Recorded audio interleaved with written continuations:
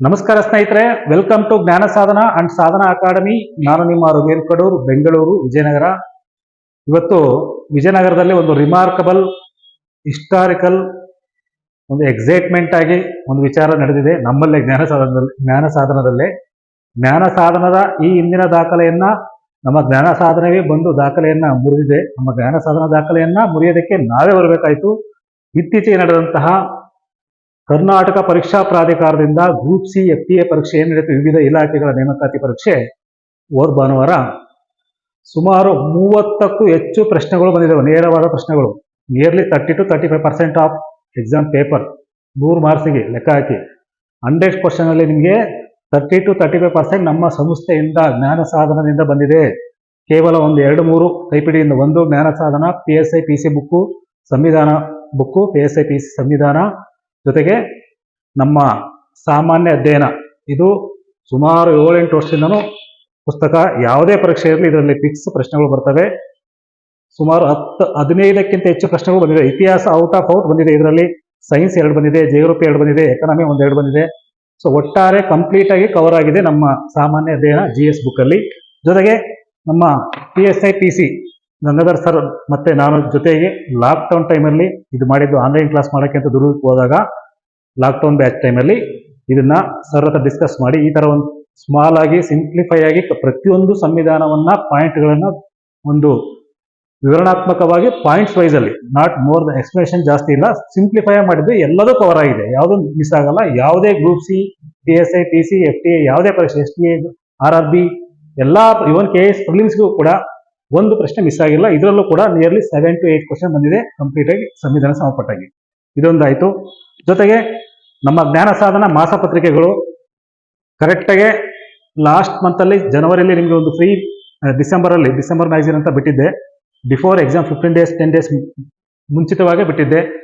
ಸಾಧನಾ academy India ಆ್ಯಪಲ್ಲಿ, ಜೊತೆಗೆ Raghu N Kadur Facebook page, Instagram page, ಜೊತೆಗೆ ನಮ್ಮ ಜ್ಞಾನ ಸಾಧನ FB ಪೇಜಲ್ಲಿ ಇರ್ಬೋದು, ಟೆಲಿಗ್ರಾಮಲ್ಲಿ ಇರ್ಬೋದು, ಯೂಟ್ಯೂಬಲ್ಲಿ ಕೂಡ ಹಾಕಿದ್ದೀನಿ. ಎಲ್ಲ ಕಡೆ ಲಿಂಕ್ ಫ್ರೀ PDF ಲಿಂಕ್ ಹಾಕಿದ್ದೆ.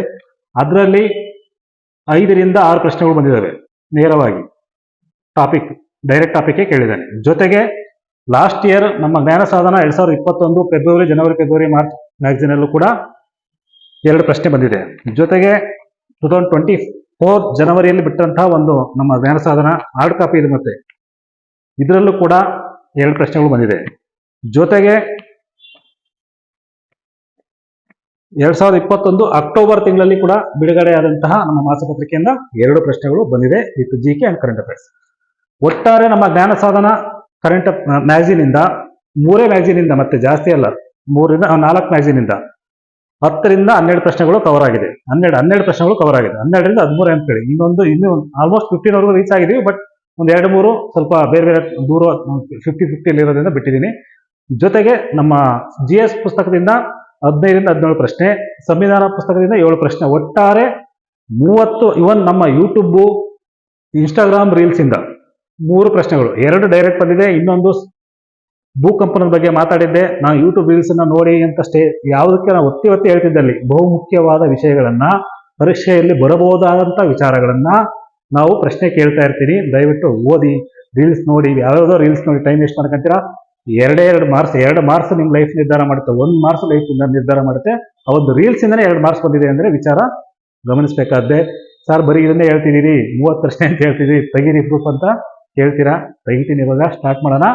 ಸೊ ಇವತ್ತು ಒಂದು ವಿಜಯನಗರ ಅಲ್ಲ, ಇಡೀ ಎಂಟೈರ್ ಕರ್ನಾಟಕದಲ್ಲೇ ಅತಿ ಹೆಚ್ಚು ಅಂಕಗಳನ್ನು ನೀಡಿದ, ಮತ್ತೆ ಪ್ರೂವ್ ಮಾಡ್ತಿರೋದು ನಮ್ಮ ಜ್ಞಾನ ಸಾಧನ, ಒನ್ ಅಂಡ್ ಓನ್ಲಿ ಜ್ಞಾನ ಸಾಧನ ದಾಖಲೆ. ಈ ಹಿಂದೆ PSI ಎಕ್ಸಾಮ್ ಇರ್ಬೋದು, KS ಇರ್ಬೋದು, PDB ಇರ್ಬೋದು, ಎಲ್ಲ 17, 18, 19, 20, 21ವರೆಗೂ ನಾವು ತೋರಿಸಿದೀವಿ.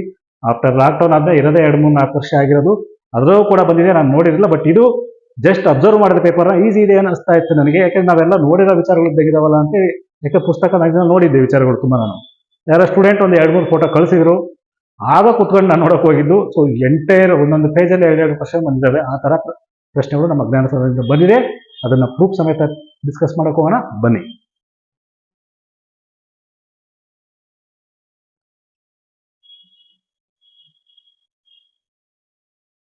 ಎಸ್ ನೋಡಿ, ಇಲ್ಲಿ ಮೊದಲನೇದಾಗಿ ನಮ್ಮ GS ಬುಕ್ನ ತಗೊಂತೀನಿ, ಜ್ಞಾನ ಸಾಧನ ಸಾಮಾನ್ಯ ಅಧ್ಯಯನ ಪುಸ್ತಕ ಯಾವುದು ಇದು. ನಂತರ ನಮ್ಮ PSI PC ಇವೆರಡರಿಂದ ನಿಮಗೆ 20 ಮಾರ್ಕ್ಸ್ ಬಂದಿದೆ. ಇವೆರಡರಿಂದ ಜಸ್ಟ್ ಎರಡು ಪುಸ್ತಕದಿಂದ 20 ಕ್ವಶನ್ಸ್ ಬಂದಿರೋದು, 20+ ಬಂದಿರೋದು. ಬರ್ತೀನಿ ಒಂದೊಂದು ಪ್ರೂಫ್ ಮಾಡೋಣ ಬನ್ನಿ. ಕಾಣಿಸ್ತಿದೆಯಲ್ಲ ಎಲ್ಲರಿಗೂ? S.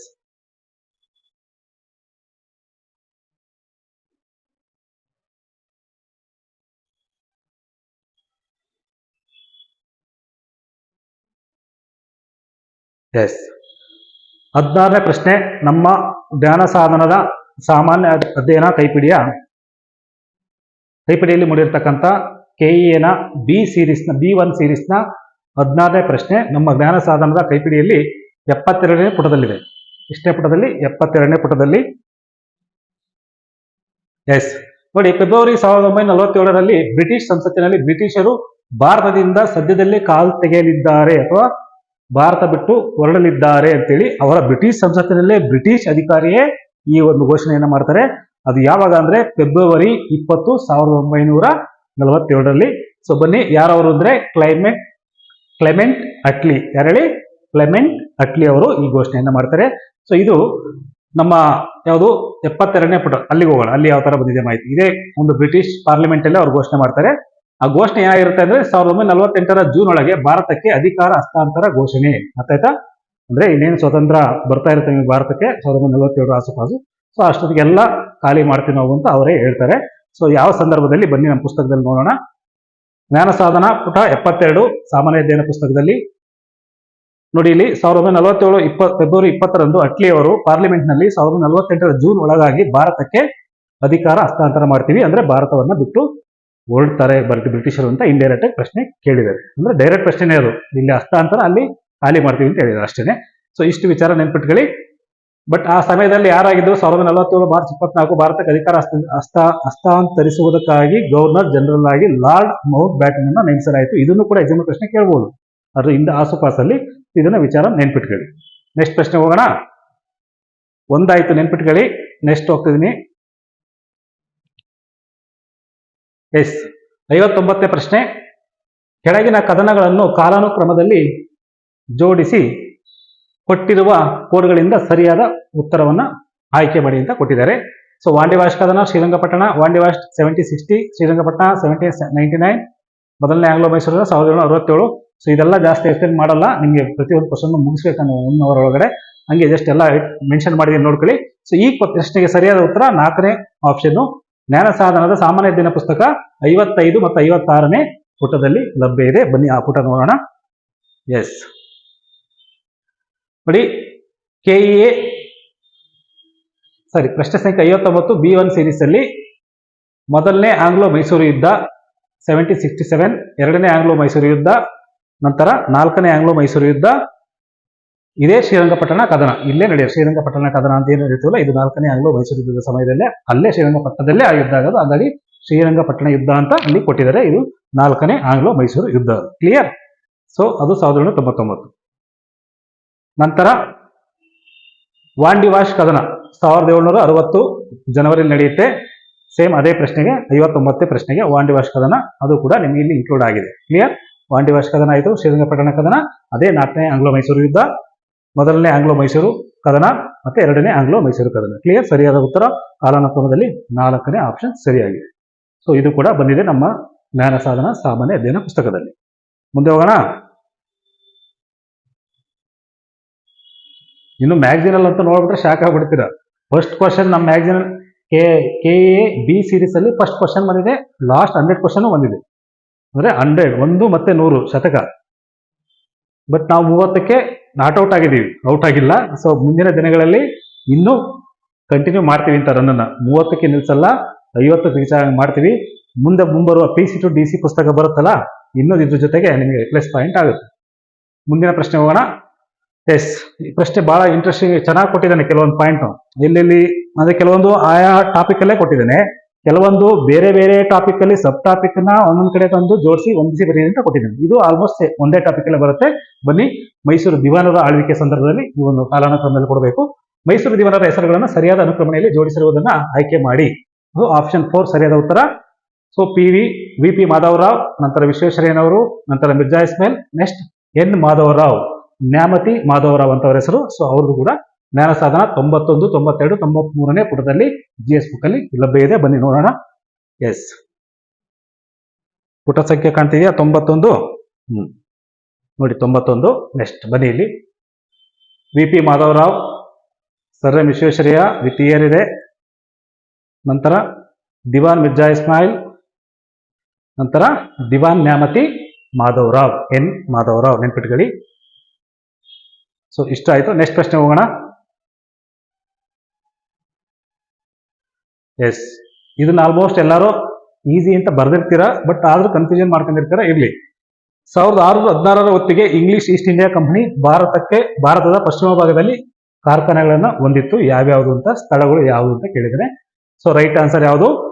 Surat, Ahmedabad and Bharuch. So ನೋಡಿ, ಜ್ಞಾನ ಸಾಧನದ ಸಾಮಾನ್ಯ ಅಧ್ಯಯನ ಪುಸ್ತಕದಲ್ಲಿ ಎಷ್ಟನೇ ಪುಟ?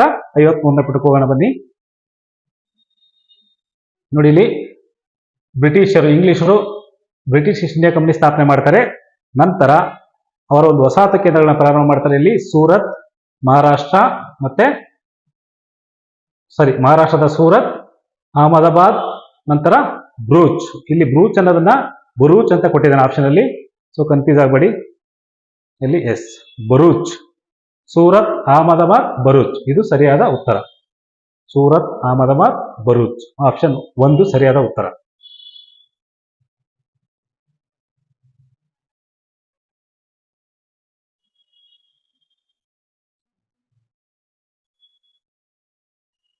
ಎಸ್, ಮುಂದೆ ಹೋಗೋಣ. ಮುಂದಿನ ಪ್ರಶ್ನೆ ಹೋಗೋಣ.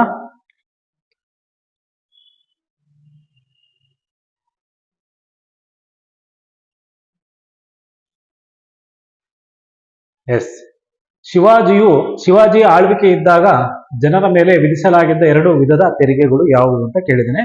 52ನೇ ಪ್ರಶ್ನೆ, ಬಿ ಸೀರೀಸ್. ಪ್ರಶ್ನೆ ಯಾವುದು? ಬಿ ಸೀರೀಸ್ ಅಲ್ಲಿ 52ನೇ ಪ್ರಶ್ನೆ.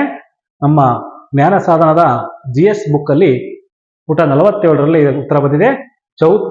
ಚೌತ್ ಮತ್ತೆ ಸರ್ದೇಶ್ ಮುಖಿ ಈ 2 ತೆರಿಗೆಗಳು ಆಪ್ಷನ್ 1 ಸರಿಯಾದ ಉತ್ತರ. ಬನ್ನಿ ನೋಡೋಣ ನಮ್ಮ ಪುಸ್ತಕದಲ್ಲಿ. ಎಸ್, ಇಲ್ಲೇ ಇದೆ ನೋಡಿ. ಶಿವಾಜಿಯ ಕಂದಾಯ ಪದ್ಧತಿಯಲ್ಲಿ ಟಾಪಿಕ್ ಅಲ್ಲಿ ಶಿವಾಜಿಯ ಕಂದಾಯ ಪದ್ಧತಿ ಅಹಮದ್ ನಗರದ ಮಲ್ಲಿಕ್ ಅಂಬರ್ನ ಕಂದಾಯ ಪದ್ಧತಿಯನ್ನು ಹೋಲುತ್ತಿತ್ತು. ಅಲ್ಲಿ ಚೌತ್ ಮತ್ತು ಸರ್ದೇಶ್ ಮುಖಿ 2 ವಿಧದ ತೆರಿಗೆಯನ್ನ ಜನರಿಗೆ ಹೇರ್ತಿದ್ರು. ಕ್ಲಿಯರ್? ನೆಕ್ಸ್ಟ್ ಮುಂದೆ ಹೋಗೋಣ.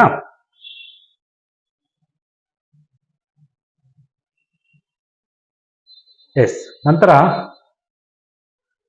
62ನೇ ಪ್ರಶ್ನೆ, ಕೆಳಗಿನವುಗಳಲ್ಲಿ ಹೊಂದಿಸಿ ಬರೆಯಿರಿ. ಇಲ್ಲಿ ಕವಿಗಳು ಅಥವಾ ಲೇಖಕರು ಮತ್ತೆ ಅವರ ಒಂದು ಕೃತಿಯನ್ನ ಕೊಟ್ಟಿದ್ದಾರೆ.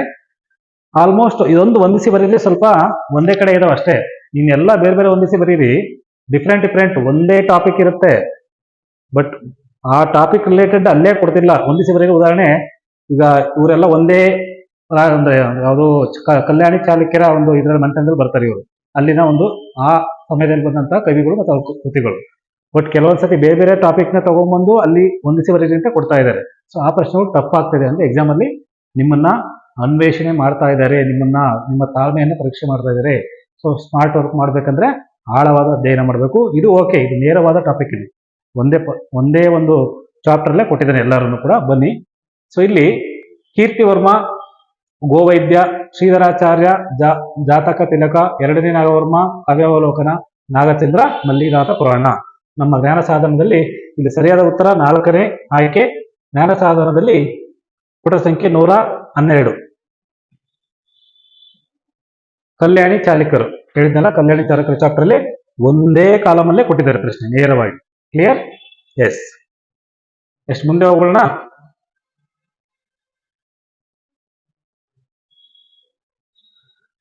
ಕೆಳಗಿನ ಕಮಿಷನರ್ಗಳಲ್ಲಿ ಅದಲ್ಲ ಪ್ರಶ್ನೆ, ಇದು 55ನೇ ಪ್ರಶ್ನೆ. ಕೆಳಗಿನ ಘಟನೆಗಳನ್ನ ಕಾಲಾನುಕ್ರಮಣಿಕೆಯಲ್ಲಿ ಹೊಂದಿಸಿ ಬರೆಯಿರಿ. ನೋಡಿ ಇಲ್ಲಿ ವೈಯಕ್ತಿಕ ಸತ್ಯಾಗ್ರಹ, ವೈಯಕ್ತಿಕ ಇದು ಯಾರು ಅಂತ ಕೊಟ್ಟಿಲ್ಲ, ಅಲ್ಲೂ ಕನ್ಫ್ಯೂಸ್ ಮಾಡಿದೆ ನಿಮ್ಮನ್ನು. ಬಟ್ ಅದ್ರ ಕೆಳಗೆ ಗಾಂಧೀಜಿಯವರ ಭಾರತೀಯ ರಾಷ್ಟ್ರೀಯ ಕಾಂಗ್ರೆಸ್ಸಿನ ಅಧ್ಯಕ್ಷರಾಗಿ ಚುನಾಯಿತರಾದ ವರ್ಷ ಕೇಳಿದ್ದಾರೆ.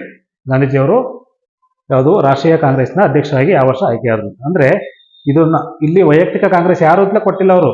ವೈಯಕ್ತಿಕ ಕಾಂಗ್ರೆಸ್ ಸತ್ಯಾಗ್ರಹ ಪ್ರಾರಂಭ ಅಂದ್ರೆ ಭಾರತದಲ್ಲಿ ವೈಯಕ್ತಿಕ ಕಾಂಗ್ರೆಸ್ ಸತ್ಯಾಗ್ರಹ ಪ್ರಾರಂಭ. ಬಟ್ ಯಾರು ಮಾಡಿದ್ದು ಅಂದ್ರೆ ಗಾಂಧೀಜಿನೇ. ಬಟ್ ಆ ಗಾಂಧೀಜಿ ಪ್ರಾರಂಭ ಮಾಡಿದ್ರು. ಬಟ್ ಅದರ ಅಧ್ಯಕ್ಷತೆಯನ್ನ ಯಾರಿಗೆ ಕೊಟ್ಟರು ಅಂತ ಎಕ್ಸಾಮ್ ಅಲ್ಲಿ ಕೇಳ್ತಾನೆ. ಯಾರು? ವಿನೋಬಾ ಭಾವೆ. ಯಾರು? ಆಚಾರ್ಯ ವಿನೋಬಾ ಭಾವೆ ಅವರಿಗೆ ಮೊದಲ ಅಧ್ಯಕ್ಷತೆಯನ್ನು ಕೊಡ್ತಾರೆ. ಪ್ರಶ್ನೆ ಕೇಳ್ತಾರೆ ಎಕ್ಸಾಮ್ ಅಲ್ಲಿ, ಭಾರತದ ವೈಯಕ್ತಿಕ ಚಳುವಳಿಯ ಅಥವಾ ಸತ್ಯಾಗ್ರಹದ ಮೊದಲ ಅಧ್ಯಕ್ಷತೆ ವಹಿಸಿದ್ದು ಯಾರು? ಆಚಾರ್ಯ ವಿನೋಬಾ ಭಾವೆ. ಎರಡನೇವರು ಜವಾಹರ್ಲಾಲ್ ನೆಹರು. ಮೂರನೇವರು ಬ್ರಹ್ಮದತ್ತ ಅವರು ವಹಿಸಿದ್ದು. ಇದನ್ನ ಎಕ್ಸಾಮ್ ಅಲ್ಲಿ ಕೇಳ್ತೀನಿ. ಪ್ರಾರಂಭ ಮಾಡಿದ್ದು ಮಹಾತ್ಮ ಗಾಂಧೀಜಿಯವರು. ಕ್ಲಿಯರ್. ಬಟ್ ಅಧ್ಯಕ್ಷತೆ ವಹಿಸಿದ್ದು ವಿನೋಬಾ ಭಾವೆ. ಎಕ್ಸಾಮ್ ಅಲ್ಲಿ ಕೇಳ್ತೇನೆ, ನೆನ್ಪಿಟ್ಕೊಳ್ಳಿ. ಸೊ ಅದ್ರ ಜೊತೆಗೆ ಈ ವೈಯಕ್ತಿಕ ಸತ್ಯಾಗ್ರಹ ಹೇಗೆ ಪ್ರಾರಂಭವಾಯಿತು ಅಂತ ಎಕ್ಸಾಮ್ ಅಲ್ಲಿ ಸ್ವಲ್ಪ ವಿವರಣೆ ತಿಳ್ಕೊಂತ ಹೋಗೋಣ. ವೈಯಕ್ತಿಕ ಸ್ವಾತಂತ್ರ್ಯ ಅನ್ನೋದು ನೆನ್ಪಿಟ್ಕೊಳ್ಳಿ, ಪರ್ಸನಲ್ ಅಜೆಂಡಾ ಅಂತಲ್ಲ. ಅಂದ್ರೆ ನಮ್ಮ ಭಾರತನೇ ನಮ್ಗೆ ವೈಯಕ್ತಿಕವಾಗ, ಭಾರತ ನಮ್ಮ ದೇಶ, ನಮ್ಮ ತಾಯ್ನಾಡು, ಅದಕ್ಕಾಗಿ ಹೋರಾಡ್ಬೇಕಂತೇಳಿ ಒಂದು ಎರಡನೇ ವಿಶ್ವ ಯುದ್ಧದ ಸಂದರ್ಭದಲ್ಲಿ ಬ್ರಿಟಿಷರು ನಮ್ಮನ್ನು ಒಳಗೊಂಡಂತೆ, ನಮ್ಮನ್ನು ಪರ್ಮಿಷನ್ ಕೇಳಿದಂಗೆ ಭಾರತೀಯರನ್ನು ಒಳಗೊಂಡಂತೆ ಯುದ್ಧ ಮಾಡ್ತೀವಿ ಅನ್ನೋ ಘೋಷಣೆಯನ್ನ ಮಾಡ್ತಾರೆ. ಅದು ನಮ್ಮ ಗಾಂಧೀಜಿಯವರಿಗೆ, ಭಾರತೀಯರಿಗೆ ಇಷ್ಟ ಆಗಲ್ಲ. ಸೊ ನಮ್ಮನ್ನ ನಮ್ಮ ಒಪ್ಪಿಗೆ ಇಲ್ಲದೆ ನೀವು ಅದನ್ನ ಮಾಡ್ತಿದ್ದೀರಾ ಅಂತೇಳಿ ಪ್ರಶ್ನೆ ಮಾಡಿದಾಗ ಬರುತ್ತೆ. 1940ರಲ್ಲಿ ವೈಯಕ್ತಿಕ ಸತ್ಯಾಗ್ರಹ ಪ್ರಾರಂಭವಾಗುತ್ತೆ. ಅಕ್ಟೋಬರ್ 17ರಂದು. ಉದ್ದೇಶ ಎರಡನೇ ಮಹಾಯುದ್ಧದಲ್ಲಿ ಭಾರತೀಯರನ್ನು ನಮ್ಮ ಒಂದು ಅಪ್ಪಣೆ ಇಲ್ಲದೆ ಒಳಗೊಂಡಂತೆ ಯುದ್ಧ ಮಾಡ್ತಿದ್ದ ಬ್ರಿಟಿಷ್ ಘೋಷಣೆ ಮಾಡ್ತಾರೆ. ಅದೇ ಕಾರಣಕ್ಕೆ ಬರೋದು. ಆ ಸಮಯದಲ್ಲಿ ನಮ್ಮನ್ನು ಮನವೊಲಿಸೋದಕ್ಕೆ ಅವರು ಕೊಡುಗೆಯನ್ನ ಕೊಡ್ತಾರೆ, ಒಂದು ಆಫರ್ ಅನ್ನ ಕೊಡ್ತಾರೆ. That is called August offer. ಅರ್ಥ ಆಯ್ತಾ? ಆಗಸ್ಟ್ ಕೊಡುಗೆ ಅಂತ ಕರಿತೀವಿ. ಸೊ ಅದು ಕೂಡ ಆ ಸಮಯದಲ್ಲಿ ಆಗುತ್ತೆ, ಆಗಸ್ಟ್ ಕೊಡುಗೆ. ಕ್ಲಿಯರ್? ಎಸ್. ಈ ವೈಯಕ್ತಿಕ ಸತ್ಯಾಗ್ರಹ, ಆಗಸ್ಟ್ ಕೊಡುಗೆಯ ಫಲವೇ ವೈಯಕ್ತಿಕ ಸತ್ಯಾಗ್ರಹ. ಅರ್ಥ ಆಯ್ತಾ?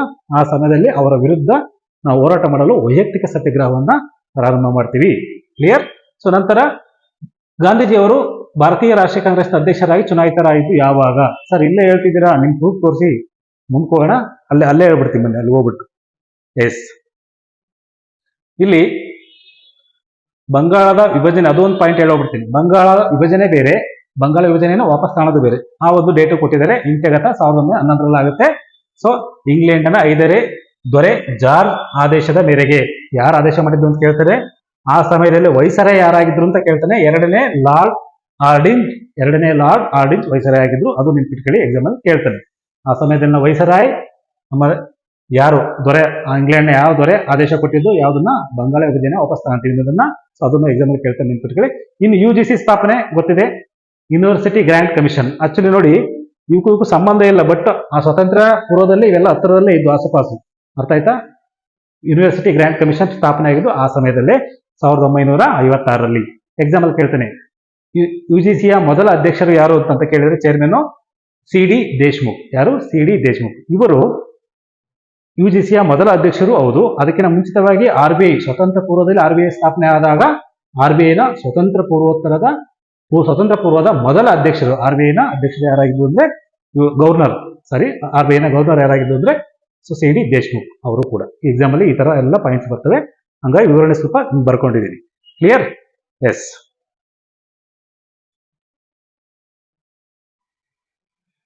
ಇದು ನಮ್ಮ ಜ್ಞಾನ ಸಾಧನದಲ್ಲಿ ಪುಟ ಸಂಖ್ಯೆ 65ರಲ್ಲಿ ಬರುತ್ತೆ. ಪಾಯಿಂಟ್ ನೋಡ್ಕೊಳ್ಳಿ.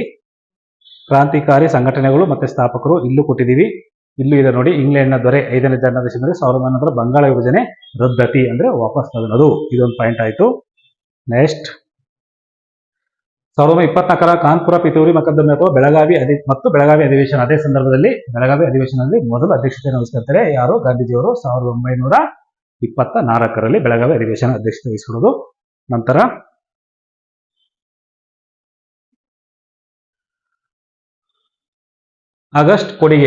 ಆಗಸ್ಟ್ ಕೊಡುಗೆ ಘೋಷಣೆ ಅಂತ ಹೇಳಿದ್ವಲ್ಲ, ಅದೇ 1940ರಲ್ಲಿ ಆಗುತ್ತೆ. ಸೊ ಅದು ಒಂದು ಕೂಡ ಪಾಯಿಂಟ್. ಯಾವುದು? ಆ ಸಮಯದಲ್ಲಿ ಯಾವುದು ಸತ್ಯಾಗ್ರಹ ಪ್ರಾರಂಭ, ವೈಯಕ್ತಿಕ ಸತ್ಯಾಗ್ರಹ ಏನ್ ಪ್ರಾರಂಭ ಆಯ್ತಲ್ಲ, ಅದು ಕೂಡ ಆಗಸ್ಟ್ ಕೊಡುಗೆ ಆ ಒಂದು ಅವಧಿಯಲ್ಲಿ ಆಗಿದ್ದು. ಸೊ 1940ರಲ್ಲಿ. ಅದು ನಿಮ್ಗೆ ನೆನ್ಪಿಟ್ಕೊಳ್ಳಿ. ಕ್ಲಿಯರ್? ನೆಕ್ಸ್ಟ್ ಮುಂದೆ ಹೋಗೋಣ. 58ನೇ ಪ್ರಶ್ನೆ. ಇದು ಒಂದು ಸ್ಮಾರ್ಟ್ ವರ್ಕ್ ಮಾಡೋರಿಗೆ, ಚೆನ್ನಾಗಿ ಸ್ವಲ್ಪ ಆಳವಾದ ಅಧ್ಯಯನ ಮಾಡಿ ತಲೆ ಇಟ್ಕೊಂಡವರಿಗೆ ಗೊತ್ತಾಗುತ್ತೆ. ಬಟ್ ಇದರಲ್ಲಿ ಕೆಲವೊಂದು ಆಲ್ಮೋಸ್ಟ್ ಬೇರೆ ಈ ಪಾಶ್ಚಿಮಾತ್ಯರ ಕವಿಗಳು, ಅವ್ರ ಪುಸ್ತಕಗಳು ಇದಾವೆ ಇಲ್ಲಿ. ಪವರ್ ಅಂಡ್ ನಾಲೆಡ್ಜ್, ಓರಿಯೆಂಟಲಿಸಮ್ ಇವರೆಲ್ಲ ನಮ್ಮರಲ್ಲ. ಓನ್ಲಿ ಗಾಂಧೀಜಿಯವರಷ್ಟೇ ನಮ್ಮವರು. ಇನ್ ಸ್ವರಾಜ್ ಇಲ್ಲೂ ಕನ್ಫ್ಯೂಸ್ ಮಾಡಿದ್ದಾನೆ. MK ಗಾಂಧಿ ಇದ್ಯಾವುದಪ್ಪ? MK ಗಾಂಧಿ ಅಂದ್ರೆ ಮೋಹನ್ ದಾಸ ಕರಮಚಂದ ಗಾಂಧಿ. ಸೊ ಅದೊಂದು ಉತ್ತರ ಗೊತ್ತಾಗ್ಬಿಟ್ರೆ ಇವು ಬೇರೆವು ಗೊತ್ತಿಲ್ಲ ಅಂತ ತಲೆನೋವಿಲ್ಲ. ಯಾಕೆಂದ್ರೆ ನೋಡಿ, ಸ್ಮಾರ್ಟ್ ವರ್ಕ್ ಹೆಂಗೆ ಮಾಡ್ಬೇಕು, ಇಲ್ಲಿ ತಲೆ ಉಪಯೋಗಿಸ್ಬೇಕಂದ್ರೆ ಆಪ್ಷನ್ ಎಗೆ Hind Swaraj, M K Gandhi confirm, Mahatma Gandhiji. ನೋಡಿ ಎಗೆ ಒಂದೆಲ್ಲಿದೆ ನೋಡಿ, ಎರಡಿದೆ ಇಲ್ಲಿ, ಇಲ್ಲಿ ಎಗೆ 4 ಇದೆ, ಇಲ್ಲಿ ಎಗೆ 1 ಇದೆ. ಸೊ ಇಲ್ಲಿ ಎಗೆ 3 ಇದೆ. ಅಂದ್ರೆ ಎಗೆ ಸರಿಯಾದ ಉತ್ತರ ಒಂದೇ, ಯಾರು? ಗಾಂಧೀಜಿನೇ. ಯಾವುದಕ್ಕೆ? ಹಿಂದ್ ಸ್ವರಾಜ್ಗೆ. ಸೊ ಹಾಗಾಗಿ ಇಲ್ಲಿ ಇಲ್ಲೂ ಎಗೆ ಒಂದು ಆಪ್ಷನ್ ಇಲ್ಲ ಅಂದ್ರೆ ಅದೊಂದೇ. ಮತ್ತೆ ನೀವು ಮುಂದಕ್ಕೆ ನೋಡಂಗೆ ಇಲ್ಲ, ಬೇರೆ ಆಪ್ಷನ್ ನೋಡಂಗೆ ಇಲ್ಲ, ಸೀದಾ ಹೋಗಿ ಸರಿ ಅಂತ ಹಾಕ್ಬಿಡದೆ. ಯಾಕೆ ಬೇರೆ ಆಪ್ಷನ್ ಅಲ್ಲಿ ಹೇಗೆ ಬೇರೆ ವ್ಯಕ್ತಿ ಇದ್ದಾರೆ, ಅರ್ಥ ಆಯ್ತಾ? ಆತರು. ಸೊ ಹಾಗಾಗಿ ಇದೇ ಸರಿಯಾದ ಉತ್ತರ, ಆಪ್ಷನ್ 2 ಸರಿಯಾದ ಉತ್ತರ. ಯಾವುದಕ್ಕೆ? ಸಾರಿ 2 ಸಾರಿ, ಹೇಗೆ ಹಿಂದ್ ಸ್ವರಾಜ್, ನಾನು 1 ಅಂತಿದ್ದೇನೆ, 2. ಆಪ್ಷನ್ 1 ಸರಿಯಾದ ಉತ್ತರ. ಹಿಂದ್ ಸ್ವರಾಜ್ಗೆ ಆಪ್ಷನ್ 2 ಎಂ ಕೆ ಗಾಂಧಿ ಅಂದ್ರೆ ಎಗೆ 2 ಸರಿಯಾದ ಉತ್ತರ ಬಂದಿದೆ. ನೋಡಿ ಇಲ್ಲಿ ಎಗೆ 4 ಇದೆ, ಇಲ್ಲಿ ಎಗೆ ಇಲ್ಲಿ ಏನೇನೋ ಬರೆದ್ಬಿಟ್ಟಿದೆ, ನಿಮಗೆ ಸ್ವಲ್ಪ ಕಾಣಲ್ಲ. ಎಗೆ 1 ಇದೆ, ಇಲ್ಲಿ ಎಗೆ 3 ಇದೆ. ಸೊ ಸ್ವಲ್ಪ ತಿದ್ದುಪಡಿ, ನಾನೇನೋ ಮೇಲೆ ಬರೆದಿದ್ವಲ್ಲ, ಹಂಗಾಗಿ ಪಾಯಿಂಟ್ಸ್ ಮಿಸ್ ಆಯಿತು. ಎಗೆ ಸರಿ, ಇದಕ್ಕೆ ಯಾವುದು ಸರಿಯಾದ ಉತ್ತರ? ಆಪ್ಷನ್ 1. ನೋಡಿ ಎಗೆ 2 ಇಲ್ಲೂ ಇಲ್ಲ, ಇಲ್ಲೂ ಇಲ್ಲ, ಇಲ್ಲೂ ಇಲ್ಲ, ಅಂದ್ರೆ ಗಾಂಧೀಜಿ ಅಲ್ಲಿ ಇಲ್ಲ ಅವ್ರ ಜೊತೆಗೆ, ಅಂದ್ರೆ ಅಲ್ಲಿ ಮುಗಿತು. 3 ಆಪ್ಷನ್ ನೀವು ಎಲಿಮಿನೇಟ್ ಮಾಡಿ ಕ್ಲಿಯರ್ ಆನ್ಸರ್. ಮುಂದಕ್ಕೆ 2 ಆಪ್ಷನ್ ನೋಡಕ್ಕೆ ಹೋಗ್ಬಾರ್ದು, ಬಟ್ ಎಲ್ಲವೂ ನೋಡ್ಬೇಕು. ಮತ್ತೆ 2 ಆಪ್ಷನ್ ನೋಡಿದ್ರೆ ಸುಮ್ಮನೆ ಇದ್ಬಿಟ್ರೆ ಆಮೇಲೆ ತಪ್ಪಾಗ್ಬಿಡುತ್ತೆ. ಅಲ್ಲಿ ಎಲ್ಲ ಜಸ್ಟ್ ಅಬ್ಸರ್ವ್ ಮಾಡಿ, ಅಂದ್ರೆ ಮೊದಲನೇ ಆಪ್ಷನ್ ಎಲ್ಲಾ ಕಡೆ ಫಸ್ಟ್ ಆಪ್ಷನ್ ಚೆಕ್ ಮಾಡಿ ಅಷ್ಟೇ, ಅಲ್ಲಿ ಮುಗಿಯುತ್ತೆ ತಪ್ಪಿದ್ದೇವೆ ಅಂತ. ಮುಂದಕ್ಕೆ ನೋಡಕ್ಕೆ ಹೋಗ್ಬಾರ್ದು, ಟೈಮ್ ಎಷ್ಟು ಮುಂದೆ ಹೋಗ್ಬಿಡುದು. ಕ್ಲಿಯರ್? ಎಸ್. ನೋಡಿ ಇಲ್ಲಿ ಹಿಂದ್ ಸ್ವರಾಜ್ 1909 ಸ್ಥಾಪನೆ ಆಗುತ್ತೆ. ಇದು ದೊಡ್ಡ ಸ್ಟೋರಿ ಇದೆ. ಇದು ಸ್ವಲ್ಪ ಈ ಪಾಶ್ಚಿಮಾತ್ಯ ನಾಗರಿಕತೆಯನ್ನ ಟೀಕಿಸುವುದಕ್ಕಿಂತ ಪಾಶ್ಚಿಮಾತ್ಯರನ್ನ ನಮ್ಗೆ ಒತ್ತಾಯ ಪೂರ್ವಕ ಏರ್ತಾ ಇದ್ರು, ಗೊತ್ತಲ್ಲ? ಫಾರಿನ್ ಸಿಸ್ಟಮ್ ಎಲ್ಲ ಬ್ರಿಟಿಷರ್ದು, ಅವ್ರದ್ದು ಯುರೋಪಿಯನ್ ಎಲ್ಲ ಬಂದು ಅವ್ರ ಬಟ್ಟೆ, ಅವ್ರ ಪದ್ಧತಿ, ಅವ್ರ ಆಚಾರ ವಿಚಾರ ನಮ್ಗೆ ಏರ್ತಾ ಇದ್ರು. ಅದು ನಮ್ಗೆ ಇಷ್ಟ ಆಗ್ಲಿಲ್ಲ. ಸೊ ಆಗ ಗಾಂಧೀಜಿಯವರು ಹಿಂದ್ ಸ್ವರಾಜ್ ಸ್ಥಾಪನೆ ಮಾಡಿ ಅದ್ರ ಮೂಲಕ ಹೋರಾಟವನ್ನು ಪ್ರಾರಂಭ ಮಾಡ್ತಾರೆ. ಆ ಬ್ರಿಟಿಷ್ ಪಾಶ್ಚಿಮಾತ್ಯರ ವಿರುದ್ಧ, ಪಾಶ್ಚಿಮಾತ್ಯ ಒಂದು ಪದ್ಧತಿಗಳ ವಿರುದ್ಧ ಹೋರಾಟ ಪ್ರಾರಂಭವಾಗುತ್ತೆ. ಅವಾಗ ಸ್ಟಾರ್ಟ್ ಆಗುತ್ತೆ ಇದು 1909. ನೆಕ್ಸ್ಟ್ ಹಿಂದ್ ಸ್ವರಾಜ್ ಆಗುತ್ತೆ. White man burden 1899. ಇವರು ರುಡ್ಯಾರ್ಡ್ ಕ್ಲಿಪ್ಪಿಂಗ್, ಇವನ್ನೆಲ್ಲ ನೀವೇ ನೋಡ್ಕೊಂಬಿಡಿ. ಜಾಸ್ತಿ ಎಕ್ಸ್ಪ್ಲೇನ್ ಮಾಡಕ್ ಹೋದ್ರೆ ಬೇಗ ಮುಂದೆ ಹೋಗ್ಬಿಡ್ತೀವಿ, ಇನ್ನೂ ಮುಗಿಸ್ಬೇಕು, ಇನ್ನು 20 ಕ್ವಶನ್ ಇದೆ ಇನ್ನು. ನೆಕ್ಸ್ಟ್ ಪವರ್ ಅಂಡ್ ನಾಲೆಡ್ಜ್, ಇದು ಬಂದ್ಬಿಟ್ಟು ಮೈಕಲ್ ಫೋಕಾಲ್ಟ್ ಬರೆದಿರೋದು. ಓರಿಯೆಂಟಲಿಸಂ ಎಡ್ವರ್ಡ್ ಸೈದ್ ಅವರು ಬರೆದಿರೋದು, ಅದು ಕೂಡ ನೆನಪಿರ್ಲಿ. ಸೊ ಇವನ್ನೆಲ್ಲ ಸಂಪೂರ್ಣ ಎಕ್ಸ್ಪ್ಲೇಷನ್ ಬೇಕಾದ್ರೆ ಸಪರೇಟ್ ಆಗಿ ತಗೊಂತೀನಿ, ತುಂಬಾ ವಿಚಾರ ಇದೆ ಮಾತಾಡೋದು. ನೆಕ್ಸ್ಟ್ ಮುಂದಿನ ಪ್ರಶ್ನೆ ಹೋಗೋಣ. ಸರಿಯಾದ ಉತ್ತರ 1 ಆಪ್ಷನ್. ಬನ್ನಿ ನಮ್ಮಲ್ಲಿ ಎಲ್ಲೆಲ್ಲಿದೆ ಅದು ತೋರಿಸ್ಬಿಡೋಣ ಫಸ್ಟ್. ಎಸ್, ಪುಟ ಸಂಖ್ಯೆ 81ರಲ್ಲಿ ಹಿಂದ್ ಸ್ವರಾಜ್ ಇದೊಂದೇ ಇಂಟು, ಇದಿದ್ರೆ ನಿಮ್ಗೆ ಎಲ್ಲವೂ ಕ್ಲಿಯರ್ ಅಲ್ಲಿ ಎಲಿಮಿನೇಷನ್ ಆದಂಗೆ. ಸೊ ಹಾಗೆ ಉತ್ತರ ಸಿಕ್ಕಿದೆ. Question number 58 KA B1 series ಅಲ್ಲಿ. ಕ್ಲಿಯರ್? ಎಸ್. ನಂತರ ಹೋಗೋಣ. ಕೆಳಗಿನವುಗಳಲ್ಲಿ ಪಟ್ಟಿ 1 ಪಟ್ಟಿ 2 ಕೊಡಲಾಗಿದೆ. ಸೊ ಇಲ್ಲಿ ಪಟ್ಟಿ ಏನಲ್ಲಿ ಬಂದ್ಬಿಟ್ಟು ವ್ಯಕ್ತಿಗಳನ್ನ ಕೊಟ್ಟಿದ್ದಾರೆ. ಇಲ್ಲಿ ಅವರ ಒಂದು ದಾಳಿ ಇರ್ಬೋದು ಅಥವಾ ಅವರ ಕಾರ್ಯಗಳು ಸಂಬಂಧಪಟ್ಟಂಗೆ ಕೊಟ್ಟಿದ್ದಾರೆ. ಇಲ್ಲಿ ಇನ್ನೊಂದು ಪಟ್ಟಿಯಲ್ಲಿ ನೋಡಿ, ಇಲ್ಲಿ ಪ್ರೀತಿಲತಾ ವಡ್ಡೇದಾರ್ ಇವರು ಯುರೋಪಿಯನ್ ಕ್ಲಬ್ ಮೇಲೆ ದಾಳಿ ಮಾಡ್ತಾರೆ, ಕ್ರಾಂತಿಕಾರಿ ದಾಳಿಯನ್ನ.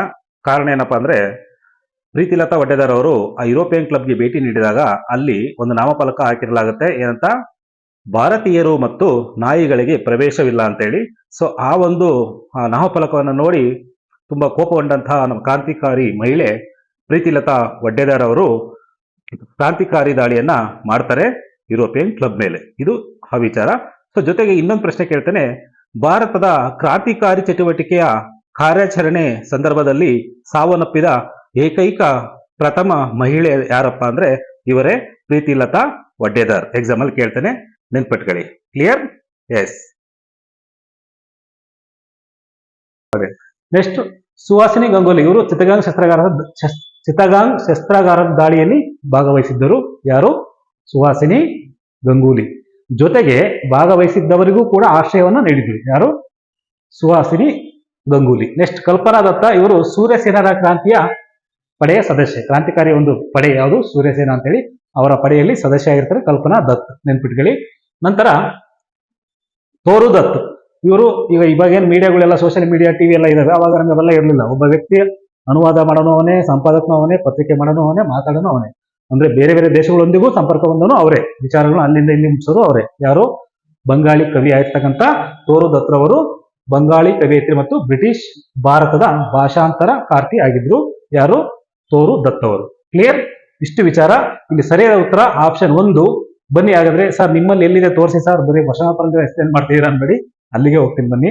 ಎಸ್, ಎಲ್ಲ ಇಷ್ಟೇ ಒಂದೇ ಪ್ಯಾರಾದಲ್ಲಿ ಕವರ್ ಆಗಿದೆ ನೋಡಿ. ಚಿತ್ತಗಾಂಗ್ ಶಸ್ತ್ರಾಗಾರದ ಮೇಲೆ ದಾಳಿ, ಅಲ್ಲಿ ಸೂರ್ಯಸೇನ್ ಪಡೆ ಅವ್ರದ್ದು ಇರುತ್ತೆ, ಅದು ಕ್ಲಿಯರ್ ಆಗಿತ್ತು. ಪ್ರೀತಿ ಲತಾ ಒಡ್ಡೇದಾರ್, ಮತ್ತೆ ಕಲ್ಪನಾ ದತ್, ಶಾಂತಿ ಘೋಷ್, ಸುನೇತಿ ಚೌಧರಿ ಮತ್ತೆ ಬೀನಾ ದಾಸ್. ಇವು 3 ಜನದ ಪಾಯಿಂಟ್ ಇಲ್ಲೇ ಇದಾವೆ ಅಂದ್ರೆ ಮುಗಿತಲ್ಲಿ ಪ್ರಶ್ನೆ ಸರಿ ಉತ್ತರ ಆಯ್ತು ಅಂತ. ಒಬ್ರು ಮಾತ್ರ ಮಿಸ್ ಆಗಿರೋದು. ಸೊ ಅಲ್ಲಿಗೆ ನಿಮ್ಗೆ 100% ಉತ್ತರ ಸಿಕ್ಕಂಗೆ. ಎರಡು ಆಪ್ಷನ್ ನಿಮ್ಗೆ ಕರೆಕ್ಟ್ ಸಿಕ್ಕಿರೋದು ಮುಗಿತು, ನೀವು ಪಾಸ್ ಆಗಲಿ, ಮುಂದೆ ಹೋಗಂಗೆ ಇಲ್ಲ. ಕ್ಲಿಯರ್? Elimination method. ನೆಕ್ಸ್ಟ್ ಮುಂದೆ ಹೋಗೋಣ. ಎಸ್, ಹೀನಯಾನ ಮತ್ತು ಮಹಾಯಾನ ಕೇಳಿದ್ರಲ್ವಾ, ಬೌದ್ಧ ಧರ್ಮ. ಎಸ್, ಇಲ್ಲಿ ಸ್ಟೇಟ್ಮೆಂಟ್ ಕೊಟ್ಟಿದ್ದಾರೆ. ಅವರು ಬುದ್ಧನ ಮೂಲ ಬೋಧನೆಗಳಿಂದ ವಿಮುಖರಾದವರು, ಸ್ವಯಂ ನಿಯಂತ್ರಣ ಮತ್ತು ಧ್ಯಾನದ ಮೂಲಕ ವೈಯಕ್ತಿಕ ಮೋಕ್ಷವನ್ನು ಪಡೆಯಲು ಬಯಸಿದವರು, ಬುದ್ಧ ಬೋಧಿಸತ್ವದ ದಿವ್ಯತೆಯಲ್ಲಿ ನಂಬಿಕೆ ಹೊಂದಿದ್ದರು, ಅವರು ಬಿಂಬಗಳನ್ನು ಪೂಜಿಸುತ್ತಿದ್ದರು. ಬಿಂಬಗಳು ಅಂದ್ರೆ ಫೋಟೋ, ಅಂದ್ರೆ ಯಾರು ಬುದ್ಧನ ಫೋಟೋಗಳನ್ನ ಪೂಜಿಸ್ತಿದ್ರು, ಆರಾಧಿಸ್ತಿದ್ರು ಅಂತ ಅರ್ಥ. ಅದು ಸರಿಯಾದ ಸ್ಟೇಟ್ಮೆಂಟ್. 3 ಸರಿ ಇದೆ, 1 ಸರಿ ಇದೆ. ನಂತರ ಮಾಧ್ಯಮಿಕ ಮತ್ತು ಯೋಗಾಚಾರ ಎಂಬ 2 ಪ್ರಮುಖ ತಾತ್ವಿಕ ವ್ಯವಸ್ಥೆಗಳನ್ನ ಅಭಿವೃದ್ಧಿಪಡಿಸಿದರು. ಯಾರು? ಮಹಾಯಾನಿಗಳು. ಇದು ಕೂಡ ಸರಿ ಇದೆ. ಆಪ್ಷನ್ 1 ಸ್ಟೇಟ್ಮೆಂಟ್ 1, 3 and 4 ಸರಿಯಾಗಿದೆ. ಇಲ್ಲಿ ಮಾಧ್ಯಮಿಕ ಮತ್ತು ಯೋಗಾಚಾರ ಸಂಬಂಧಪಟ್ಟಂಗೆ ಅವರು ಮಾಧ್ಯಮಿಕ ಅಂದ್ರೆ ಶೂನ್ಯತೆಯ ಮೇಲೆ ಕೇಂದ್ರೀಕರಿಸ್ತಾ ಇತ್ತು. ಆ ಅವರು ಒಂದು ಕೃತಿ ರಚನೆ ಮಾಡಲಿ ಅಥವಾ ಸಂಸ್ಥೆಗಳಿರ್ಬೋದು, ಅವರ ಕೇಂದ್ರಗಳಿರ್ಬೋದು, ಅಲ್ಲಿ ಪ್ರಮುಖವಾಗಿ ಶಾಲೆಗಳಿರ್ಬೋದು, ಶಿಕ್ಷಣ ಕೇಂದ್ರಗಳು, ಅಲ್ಲಿ ಶೂನ್ಯತೆ ಮೇಲೆ ಕೇಂದ್ರೀಕರಿಸುವಂತ ಶಿಕ್ಷಣವನ್ನ ಜ್ಞಾನವನ್ನು ಕೊಡ್ತಾ ಇದ್ರು ಮಾಧ್ಯಮಿಕವಾಗಿ. ಯೋಗಾಚಾರ ಅಂದ್ರೆ ಕೇವಲ ಪ್ರಜ್ಞೆಯ ಆಧಾರದ ಮೇಲೆ ಅಲ್ಲಿ ಅವರಿಗೆ ಬೋಧನೆ ನಡೀತಾ ಇತ್ತು. ಅದನ್ನು ಯೋಗಾಚಾರ ಎಂಬಂತ 2 ಅಂಶಗಳನ್ನ, ತಾತ್ವಿಕ ಅಂಶಗಳನ್ನ ಅವರು ಬೆಂಬಲಿಸ್ತಾ ಇದ್ರು, ಜೊತೆಗೆ ಅವನ್ನ ಡೆವಲಪ್ ಮಾಡ್ತಾ ಇದ್ರು. ಇಲ್ಲಿಗೆ ಆಪ್ಷನ್ ಸರಿಯಾದ ಉತ್ತರ ಯಾವುದು ನಿಮ್ಗೆ? 3, 1, 3 ಮತ್ತು 4ನೇ ಆಪ್ಷನ್ ಸರಿ, 2ನೇದು ರಾಂಗ್ ಇದೆ. ಬನ್ನಿ ಹಾಗಾದ್ರೆ ಜ್ಞಾನ ಸಾಧನದ ಪುಟ 22ಕ್ಕೆ ನಮ್ಮ ಇದಕ್ಕೆ ಬೇಕಾದ ಉತ್ತರ ಇದೆ. ಇಲ್ಲಿ ಮಹಾಯಾನ ಬುದ್ಧನನ್ನು ದೇವರು ಎಂದು ಅವರು ವಿಗ್ರಹ ಅಂದ್ರೆ ಬಿಂಬ ಅಂದ್ರೆ ವಿಗ್ರಹ, ಅವನ್ನ ಪೂಜಿಸ್ತಾ ಇದ್ರು. ಸೊ ಅದು ಸರಿಯಾದ ಉತ್ತರ ಅಲ್ಲಿ. ನಂತರ ಅವರ ಕೃತಿಗಳನ್ನು ಸಂಸ್ಕೃತದಲ್ಲಿ ರಚನೆ ಮಾಡಿದ್ರು, ಅದು ಒಂದು ಪಾಯಿಂಟ್ ಅಲ್ಲಿ ಇಲ್ಲ. ಬಟ್ ಇದೆ ನೆಕ್ಸ್ಟ್. ಇದು ಪಂಥ ವಜ್ರಯಾನ್ ಎಂಬ ಪಂಥ ಪ್ರಾರಂಭವಾಯಿತು. ಬಿಹಾರದ ವಿಕ್ರಮಶೀಲ ಶಿಕ್ಷಣ ಕೇಂದ್ರವು ಈ ಪಂಥದ ಬೋಧನಾ ಕೇಂದ್ರವಾಗಿ ಟಿಬೆಟ್ನಲ್ಲಿ ಹೆಚ್ಚು ಶಿಕ್ಷಣ ಕೇಂದ್ರಗಳು ಅಂತ ಹೇಳಿದಲ್ಲ, ಮಾಧ್ಯಮಿಕ ಅಂಶಗಳಿದಾವಲ್ಲ, ಅವೆಲ್ಲ ಶಿಕ್ಷಣ ಕೇಂದ್ರಗಳೇ ಅವರು. ಸೊ ಆ ವಿಚಾರನ ಇಂಡೈರೆಕ್ಟ್ ಆಗಿ ಕೇಳಿದರೆ, ಹಾಗಾಗಿ ಇಲ್ಲಿ ನಿಮಗೆ 1 or 2 ಪಾಯಿಂಟ್ ಸಿಕ್ಕಿದ್ರೆ ಅಲ್ಲಿ ಮುಗಿತಲ್ಲಿ ಕ್ಲಿಯರ್ ಆಗಿ ನಿಮ್ಗೆ ಅರ್ಥ ಇರುತ್ತೆ. ಇದು ಒಂದು 50-50 ಸಾರ್ ಅನ್ಕೋಬೇಡ್ರಿ, ಅಲ್ಲಿ ಪಾಯಿಂಟ್ ಸಿಕ್ಕಿದೆ ನಿಮ್ಗೆ, ಆಲ್ಮೋಸ್ಟ್ ಸರಿಯಾದ ಉತ್ತರ ಆಗಿದೆ. ಬನ್ನಿ. ಬಟ್ ಈ ಸಾರಿ ತುಂಬಾ ಅಪ್ಲೈಡ್ ಅಲ್ಲಿ ಒಂದು ಅರ್ಥನ ಇನ್ನೊಂದು ಅರ್ಥದಲ್ಲೇ ಕೇಳಿದ ಪ್ರಶ್ನೆಗಳು ನಿಮ್ಗೆ ಕನ್ಫ್ಯೂಸ್ ಮಾಡತ್ತಾರ. ಸೊ ನೀವು ಕನ್ಫ್ಯೂಸ್ ಆಗಬಾರ್ದು. ಅಂದ್ರೆ ಕನ್ಫ್ಯೂಸ್ ಆಗಬಾರ್ದು ಅಂದ್ರೆ ತುಂಬಾ ಆಳವಾದ ಅಧ್ಯಯನ ಮಾಡಿರ್ಬೇಕು. ಕ್ಲಿಯರ್? ಎಸ್. ಮುಂದಿನ ಪ್ರಶ್ನೆಗೆ ಹೋಗೋಣ. ಎಸ್,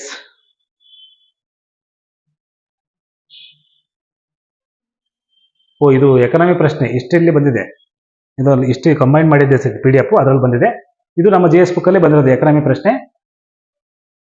ಇಂಟರ್ನ್ಯಾಷನಲ್ ಮೈಗ್ರೇಷನ್ ಔಟ್ಲುಕ್ ಯಾರು ಮಾಡ್ತಾರೆ? OECD, global education monitor report, UNESCO, world development report, ವಿಶ್ವ ಬ್ಯಾಂಕ್, ಇವೆಲ್ಲ ಚೆನ್ನಾಗಿ ಗೊತ್ತಿರುತ್ತೆ. ವರ್ಲ್ಡ್ ಎಕನಾಮಿಕ್ ಔಟ್ಲುಕ್, IMF, ವಿಶ್ವ ಬ್ಯಾಂಕ್, ಇವೆರಡು ನಿಮ್ಗೆ ಆನ್ಸರ್ ಪಕ್ಕ ಗೊತ್ತಿರುತ್ತೆ. IMF ಅಂದ್ರೆ ಚೆನ್ನಾಗಿ ಗೊತ್ತಿರುತ್ತೆ, ವಿಶ್ವ ಬ್ಯಾಂಕ್ ಎಲ್ಲರಿಗೂ ಗೊತ್ತಿರುತ್ತೆ. ಇವೆರಡು ಯಾವಾಗಲೂ ಓದಿರ್ತಾರೆ. ಹಾಗಾಗಿ ಸರಿಯಾದ ಉತ್ತರ ಆಪ್ಷನ್ 2. ಇಲ್ಲೂ ಎಲಿಮಿನೇಷನ್ ಮೆಥಡ್ ಯೂಸ್ ಮಾಡಿದ್ರೆ ನಿಮ್ಗೆ ಸರಿಯಾದ ಉತ್ತರ ಸಿಗುತ್ತೆ. ಜ್ಞಾನ ಸಾಧನದಲ್ಲಿ ಪುಟ ಸಂಖ್ಯೆ 364 ಮತ್ತೆ 366ರಲ್ಲಿ ಸರಿಯಾದ ಉತ್ತರ ಇದೆ. ಬನ್ನಿ. ಎಸ್, IMF ಬಗ್ಗೆ ಸಂಪೂರ್ಣ ವಿವರಣೆ ಕೊಟ್ಟಿದ್ದೀನಿ, ಅಲ್ಲಿ ವಿಚಾರ ತಗೊಳ್ಳಿ. ನೆಕ್ಸ್ಟ್ ವಿಶ್ವ ಬ್ಯಾಂಕ್, ಇವೆರಡು ಪಾಯಿಂಟ್ ನಮಗೆ ಸಿಕ್ಕಿರೋದು. ಇಲ್ಲಿ 50-50, ಒಂದು 2 ಕ್ವಶನ್ 50-50ನೇ ನಿಮ್ಗೆ ಎಲಿಮಿನೇಷನ್.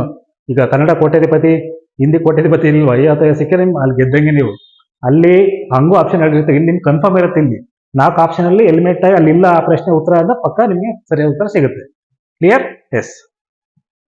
ಇಲ್ಲಿಗೆ ಒಟ್ಟು 9ರಿಂದ 10 ಇತಿಹಾಸ ಪ್ರಶ್ನೆಗಳು ಕಂಪ್ಲೀಟ್ ಬಂದಿದ್ದಾವೆ. ಇಲ್ಲಿ ಅದೊಂದು ಎಕನಾಮಿ ಒಂದು ಇನ್ನೂ ಅಂದ್ರೆ ಅದರೊಳಗೆ ಸೇರ್ಕೊಂಡಿತ್ತು. ಕ್ಲಿಯರ್? ನೆಕ್ಸ್ಟ್ ಪ್ರಶ್ನೆ ಹೋಗೋಣ.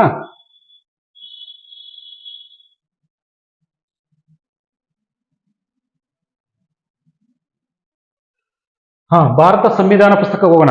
ಭಾರತ ಸಂವಿಧಾನ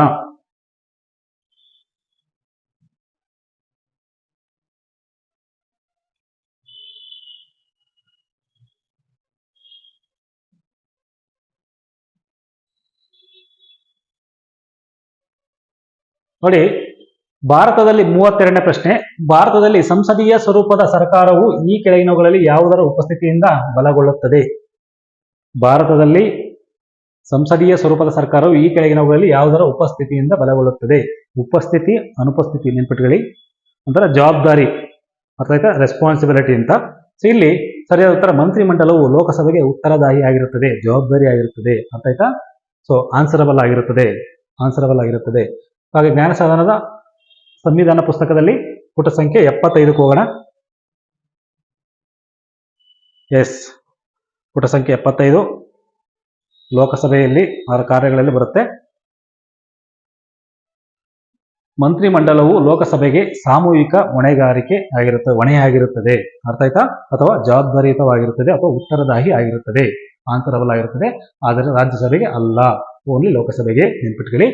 ಅದು ಸಂವಿಧಾನದ ಯಾವ ವಿಧಿ ಅಂತ ಕೇಳಿದ್ರೆ 75 3ನೇ ವಿಧಿಯಲ್ಲಿ, 75 ವಿಧಿಯಲ್ಲಿ ಅದು ಬರೋದು. ಯಾವ ಪಾಯಿಂಟು? ಸಂವಿಧಾನದ ಪ್ರಕಾರ ಮಂತ್ರಿಮಂಡಲವು ಲೋಕಸಭೆಗೆ ಮಾತ್ರ ಸಾಮೂಹಿಕ ಜವಾಬ್ದಾರಿ ಆನ್ಸರಬಲ್ ಆಗಿರುತ್ತೆ, ನಾಟ್ ರಾಜ್ಯಸಭೆಗೆ. ರಾಜ್ಯಸಭೆಗೆ ಹೊಣೆಯಾಗಿರುವುದಿಲ್ಲ ಅಥವಾ ಆನ್ಸರಬಲ್ ಆಗಿರುವುದಿಲ್ಲ, ಓನ್ಲಿ ಲೋಕಸಭೆಗೆ. ಕ್ಲಿಯರ್? ನೆಕ್ಸ್ಟ್ ಮುಂದೆ ಹೋಗೋಣ.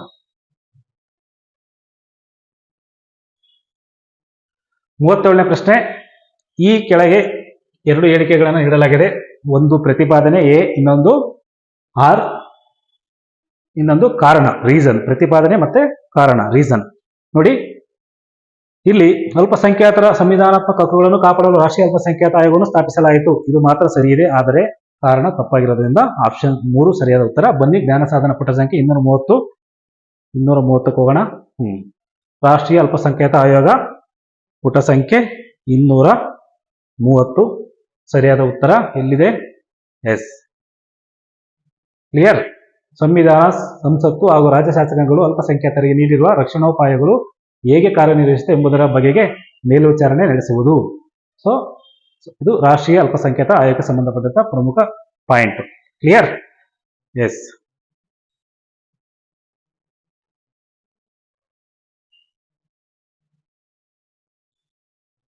ನೀತಿ ಆಯೋಗ. ನೆಕ್ಸ್ಟ್ ಪ್ರಶ್ನೆ, ನೀತಿ ಆಯೋಗ.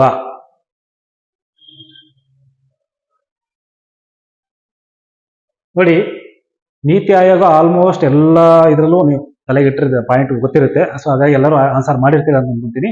ನೀತಿ ಆಯೋಗ ಸಂಬಂಧಪಟ್ಟಂತೆ ಫಸ್ಟ್ನೇ ಆಪ್ಷನ್ ಯೋಜನಾ ಆಯೋಗದ ಬದಲಾಗಿ ನೀತಿ ಆಯೋಗವನ್ನು ರಚಿಸಲಾಗಿದೆ. ಕ್ಲಿಯರ್? ಸರಿಯಾಗಿದೆ. ನೆಕ್ಸ್ಟ್ ಬಿ, ನೀತಿ ಆಯೋಗ ಯೋಜನಾ ಆಯೋಗದ ಮುಂದುವರಿಕೆಯಾಗಿದೆ. ತಪ್ಪು. ಸಿ, ನೀತಿ ಆಯೋಗವು ಭಾರತ ಸರ್ಕಾರದ ನೀತಿ ಚಿಂತಕರ ಚಾವಡಿಯಾಗಿದೆ. ಅದು ತಪ್ಪು. ಭಾರತದ ರಾಷ್ಟ್ರಪತಿಗಳು ನೀತಿ ಆಯೋಗವು ಭಾರತದ ನೀತಿ ಚಿಂತಕರ ಚಾವಡಿಯಾಗಿದೆ. ಸರಿಯಾದ ಉತ್ತರ ಅದು. ಭಾರತದ ರಾಷ್ಟ್ರಪತಿಗಳು ನೀತಿ ಆಯೋಗದ ಅಧ್ಯಕ್ಷರಾಗಿರ್ತಾರೆ. ಇದು ತಪ್ಪು. ಇಲ್ಲಿ ನೀತಿ ಆಯೋಗದ ಅಧ್ಯಕ್ಷರು ಪ್ರಧಾನಮಂತ್ರಿ ಇರ್ತಾರೆ. ಹಾಗಾಗಿ ಇದು ತಪ್ಪು. ಆಪ್ಷನ್ ಡಿ, ಎ ಮತ್ತೆ ಸಿ ಸರಿಯಾದ ಉತ್ತರ. ಎ ಮತ್ತೆ ಸಿ ಸರಿಯಾದ ಉತ್ತರ.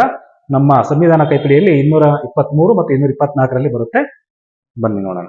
ಎಸ್, ನೀತಿ ಆಯೋಗ ಯೋಜನಾ ಆಯೋಗವನ್ನು ವಿಸರ್ಜಿಸಿ ನೀತಿ ಆಯೋಗನ ಅಸ್ತಿತ್ವಕ್ಕೆ ತರಲಾಯಿತು. ಕ್ಲಿಯರ್? 2015ರಲ್ಲಿ. ನಂತರ ನೀತಿ ಆಯೋಗ ಒಂದು ಚಿಂತಕರ ಚಾವಡಿ, think tank. Clear? S.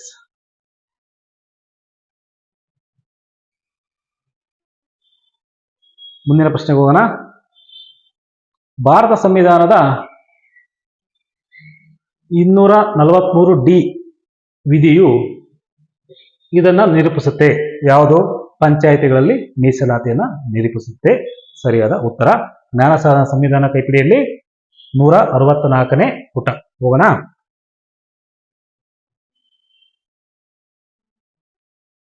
S. So ಗ್ರಾಮ ಪಂಚಾಯಿತಿಗಳಿಗೆ ಸಂಬಂಧಪಟ್ಟಂತೆ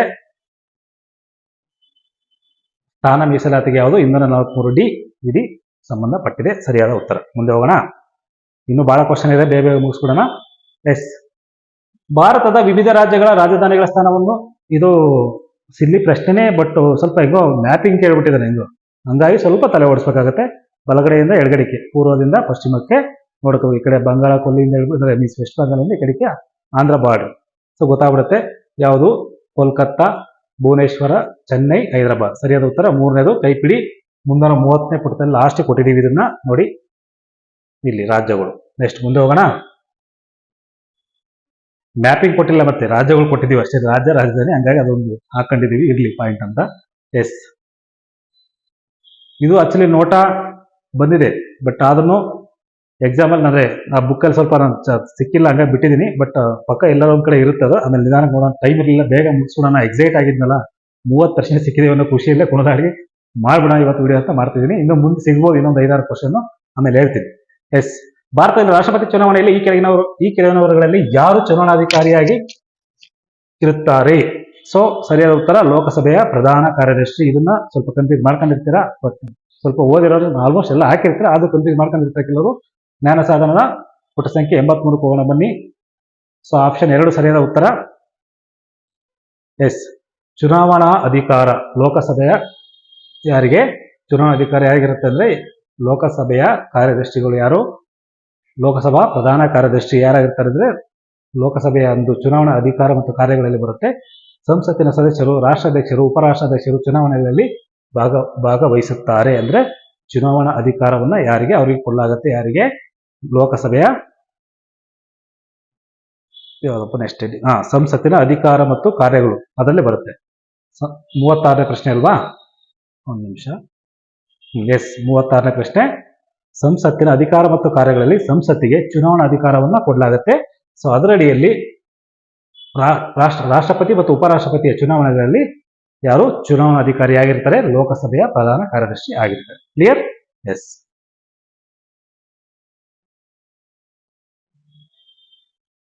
ಅದು ಇನ್ನೇ ಮುಂದೆ ಆಗಿದೆ ಪೇಜ್ ಅಷ್ಟೇ, ಇದು ಫಸ್ಟ್ ಬರಬೇಕಿತ್ತು, ಅದು ಇನ್ನೂ ಬಂದಿದೆ. ಓ ಎಸ್, ಇಲ್ಲಿಗೆ ಮುಗೀತು.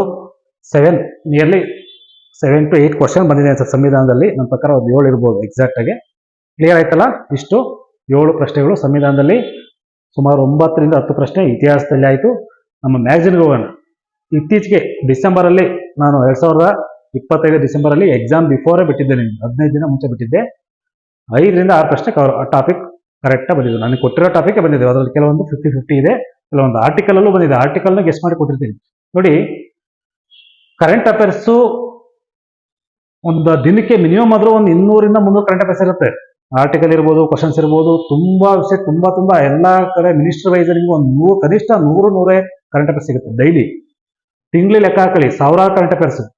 ಸೊ ಅದನ್ನೆಲ್ಲವನ್ನೂ ಅಧ್ಯಯನ ಮಾಡಿ ಯಾವ ಏರಿಯಾದಲ್ಲಿ ಕೇಳ್ತಾನೆ, KA ಬೋರ್ಡ್ ಹೆಂಗ್ ಕೇಳ್ತಾನೆ, ಎಲ್ಲಿ ಕವರ್ ಮಾಡ್ತಾ ಇದ್ದಾನೆ, KPSC ಎಲ್ಲಿ ಕವರ್ ಮಾಡ್ತಾ ಇದ್ದಾರೆ, UPSC ಅವರು ಎಲ್ಲಿ ತಗೊಂತಿದ್ದಾರೆ, ಸೊ ಯಾವ ರೀತಿ ಪ್ರಶ್ನೆಗಳನ್ನ ತೆಗಿತಿದ್ದಾರೆ.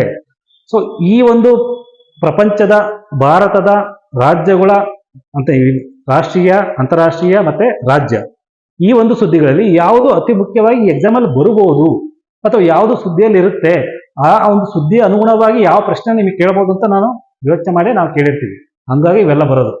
ಸುಮ್ಮನೆ ಕರೆಂಟ್ ಅಫೇರ್ಸ್ ಬರ್ತಿದೆ, ನಾವು ಪ್ರಿಂಟ್ ಕೊಡ್ತಿದ್ವಿ, ಮ್ಯಾಗಝಿನ್ ಬರ್ತೈತೆ, ಬುಕ್ಸ್ ಬರ್ತೈತೆ ಅಂದ್ರೆ ಬರಲ್ಲ. ಅದಕ್ಕೆ ಅದರದ್ದೇ ಆದ ಒಂದು ಆಲೋಚನೆ ಇರಬೇಕು, ಅನುಭವ ಇರಬೇಕು. ಈ ಕಳೆದ ಒಂದು 10-12 ವರ್ಷ ನನಗೆ ಮಿನಿಮಮ್ ಅಂದ್ರೆ 10 ವರ್ಷ ಆಯ್ತು ನಾನು ಮ್ಯಾಗಝಿನ್ ಸ್ಟಾರ್ಟ್ ಮಾಡಿ, 10-12 ವರ್ಷ ಆಯ್ತು. ಸೊ ಸರಿಯಾದ ಅನುಭವ ಇದೆ. KPSC ಇಂಥ ಏರಿಯಾದಲ್ಲಿ ಹಿಂಗೆ ಕೇಳ್ತೀನಿ ಅಂತ ನಾವು ಗೆಸ್ ಮಾಡಿ ಕರೆಂಟ್ ಅಫೇರ್ಸ್ನ ತಗೊಂತಾ ಇರ್ತೀವಿ. ಅರ್ಥ ಆಯ್ತಾ? ಸೊ ಹಾಗಾಗಿ ಪ್ರಶ್ನೆಗಳು ಬರ್ತಿರೋದು, ಇಲ್ಲ ಅಂದ್ರೆ ಬರಕ್ ಸಾಧ್ಯ ಇಲ್ಲ. ಬರೀ ಕರೆಂಟ್ ಅಫೇರ್ಸ್ಗೆ ಹೋಗೋಣ. ಎಸ್,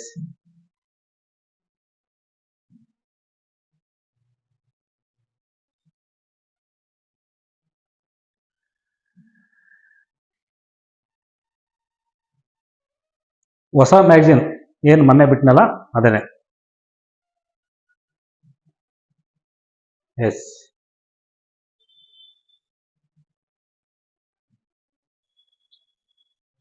ಡೈರೆಕ್ಟ್ ಪ್ರಶ್ನೆ ಅದೇ ಆಪ್ಷನ್ ಕೂಡ ಬಂದಿರೋದು ಮ್ಯಾಗಝಿನ್ ಅಲ್ಲಿ.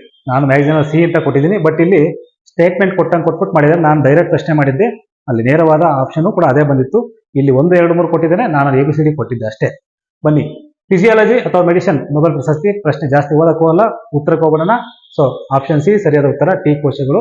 ಸೊ ಅದೇ ಪ್ರಶ್ನೆ ಬನ್ನಿ ಜ್ಞಾನ ಸಾಧನದ 2022 ಡಿಸೆಂಬರ್ ಅಲ್ಲಿ ಎಷ್ಟನೇ ಪುಟ? 40ನೇ ಪುಟ. ಎಸ್, ನೋಡಿ ಆಪ್ಷನ್ C ಮತ್ತೆ ಅದೇ, ಅದು ಏನು ಚೇಂಜ್ ಆಗಿಲ್ಲ, ಅದೇ ಆಪ್ಷನ್ ಕೊಟ್ಟಿದ್ದೇನೆ. ಅರ್ಥ ಆಯ್ತಾ? ಹಂಗಂತ ನೀವೇನಲ್ಲಿ KN ಜೊತೆಗಿದೆ ಹಂಗಲ್ಲ. ಒಂದು ಇರುತ್ತೆ, ಒಂದು ಸುದ್ದಿಯಲ್ಲಿ ಇದ್ದಾಗ ಒಂದು ವಿಚಾರ, ಅದ್ರ ಬಗ್ಗೆ ಪ್ರಶ್ನೆ ಯಾವ ತರ ಕೇಳಬಹುದು ಅಂತ ಅಬ್ಸರ್ವ್ ಮಾಡಿರ್ತೀವಿ. ಸೊ ಹಂಗಾಗಿ ಪ್ರಶ್ನೆಗಳನ್ನ ಆಗ್ತಿರ್ತೀವಿ. ಸುಮ್ಮನೆ ಇರೋ ಬರೋದನ್ನೆಲ್ಲ ತುಂಬ ನಿಮಗೆ ಕೊಟ್ಬಿಟ್ರೆ ಅದು ಯಾವುದು ಉಪಯೋಗ ಇಲ್ಲ. ಒಂದು ಆಲೋಚನೆ ಮಾಡಿ ಪರೀಕ್ಷಾ ದೃಷ್ಟಿಯಿಂದ ನಿಮ್ಗೆ ಎಷ್ಟು ಬೇಕೋ, ಯಾವ ತರ ಎಲ್ಲಿ ಕೇಳ್ಬೋದು ಅನ್ನೋದನ್ನ ನಾವು ಮೇಜರ್ ಆಗಿ ಫೈಂಡ್ ಔಟ್ ಮಾಡೋದು. ಅರ್ಥ ಆಯ್ತಾ? ಸೊ ನಿಮಗೆ ರೆಡಿ ಫುಡ್ನ ಕೊಡ್ತೀವಿ ಅಷ್ಟೇ. ನೀವು ಇದೇ ಕೆಲಸ ನೀವು ಮಾಡಕ್ ಹೋದ್ರೆ ನೀವು ಮತ್ತೆ ಓದಕ್ಕೆ ಆಗಲ್ಲ. ಅಂದ್ರೆ ರೆಡಿ ಮಾಡೋದೇ ಜೀವನ ಆಗುತ್ತಲ್ಲ, ನೀವೆಲ್ಲಿ ಓದ್ತೀರ. ಸೊ ಅದಕ್ಕೆ ನಾವು ರೆಡಿ ಮಾಡಿ ನಿಮಗೆ ಕೊಡ್ತೀವಿ ರೆಡಿ ಫುಡ್, ಅದನ್ನ ಚೆನ್ನಾಗಿ ಅಭ್ಯಾಸ ಮಾಡ್ಬೇಕು ಅಷ್ಟೇ. ಎಸ್, ಇದಾಯ್ತು. ನೆಕ್ಸ್ಟ್ ಮುಂದೆ ಹೋಗೋಣ. PM ನೋಡಿ, ಇದು ಪ್ರಶ್ನೆ ಪತ್ರಿಕೆ ಮೊದಲನೇ ಪ್ರಶ್ನೆ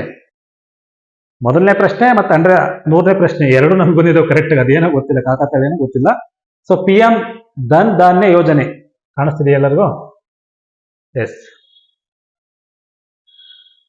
ಕೃಷಿ ಯೋಜನೆಯ ಪ್ರಮುಖ ಉದ್ದೇಶಗಳೇನು?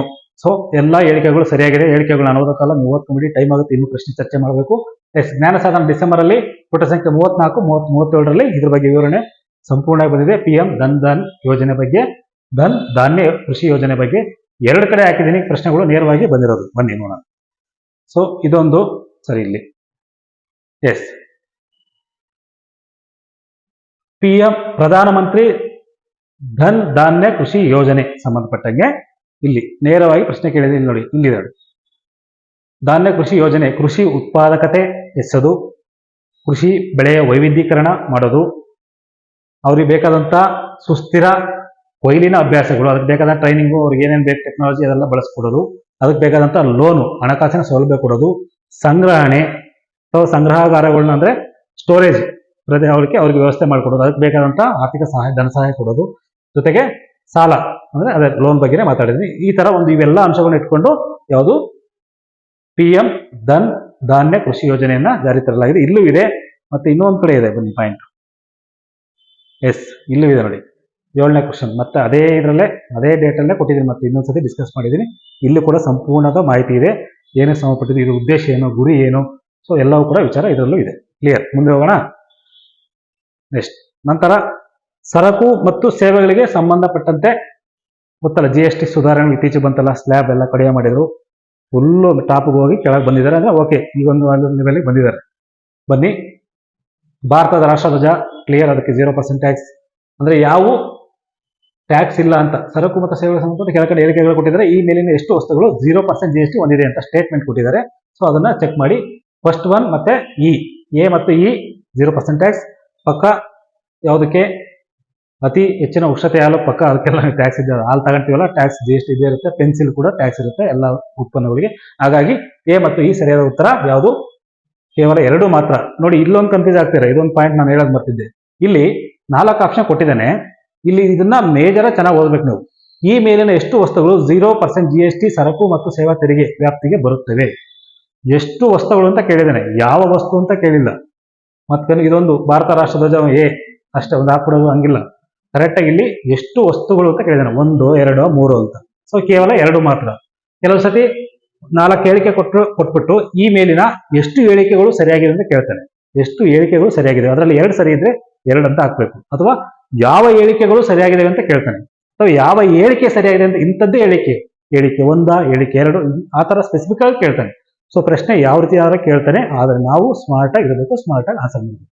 ಸ್ಮಾರ್ಟ್ ಆಗಿರೋದಲ್ಲ, ಸ್ಮಾರ್ಟ್ ಆಗಿ ಆನ್ಸರ್ ಮಾಡಬೇಕು ಅಷ್ಟೇ. ಎಸ್, ಬನ್ನಿ.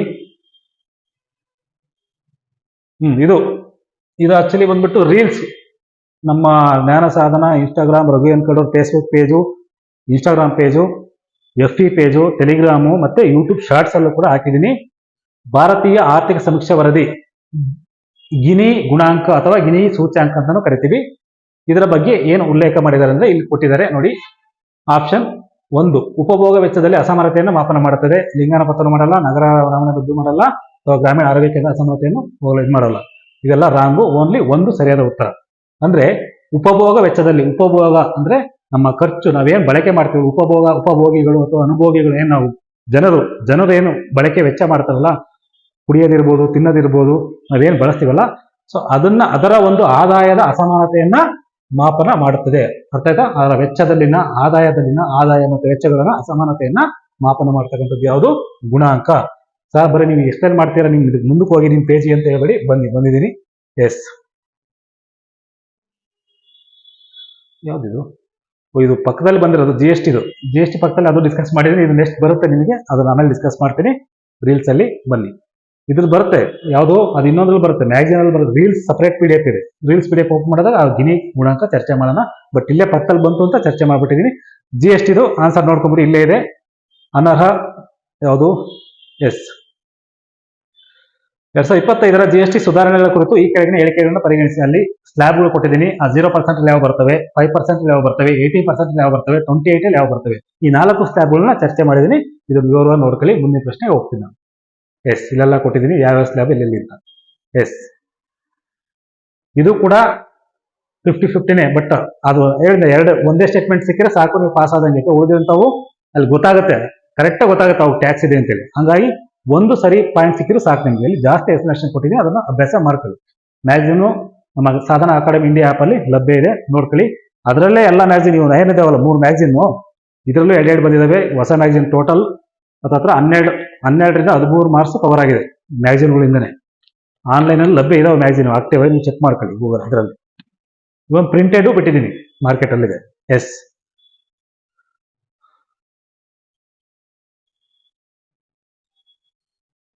ಇದು ಯಾವುದು ಹಿಸ್ಟ್ರಿಯಲ್ಲಿ ಬಂತು, 2016 ಇಂಗ್ಲಿಷ್ ಈಸ್ಟ್ ಇಂಡಿಯಾ ಕಂಪನಿ. ಇನ್ನು ಕಂಟಿನ್ಯೂ ಬರ್ತಾ ಇದಾವ.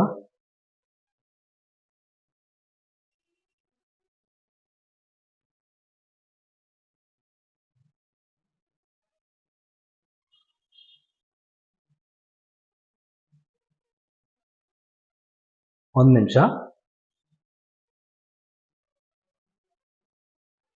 ಸರಿ ಇದೆ. ಎಸ್, ಈ ಪ್ರಶ್ನೆ ಅಲ್ಲ, ಇದೆಲ್ಲ ಮೇಲೆ ಚರ್ಚೆ ಮಾಡಿದೀವಿ ಈಗಾಗಲೇ. ಇದು 57ನೇ ಪ್ರಶ್ನೆ. ಇದು ಕೂಡ 53ನೇ ಪೇಜಲ್ಲಿ ಆಗಲೇ ಚರ್ಚೆ ಮಾಡಿದ್ದೀನಿ. 2016 ಇಂಗ್ಲಿಷ್ ಈಸ್ಟ್ ಇಂಡಿಯಾ ಕಂಪನಿ ಚರ್ಚೆ ಆಗಿದೆ.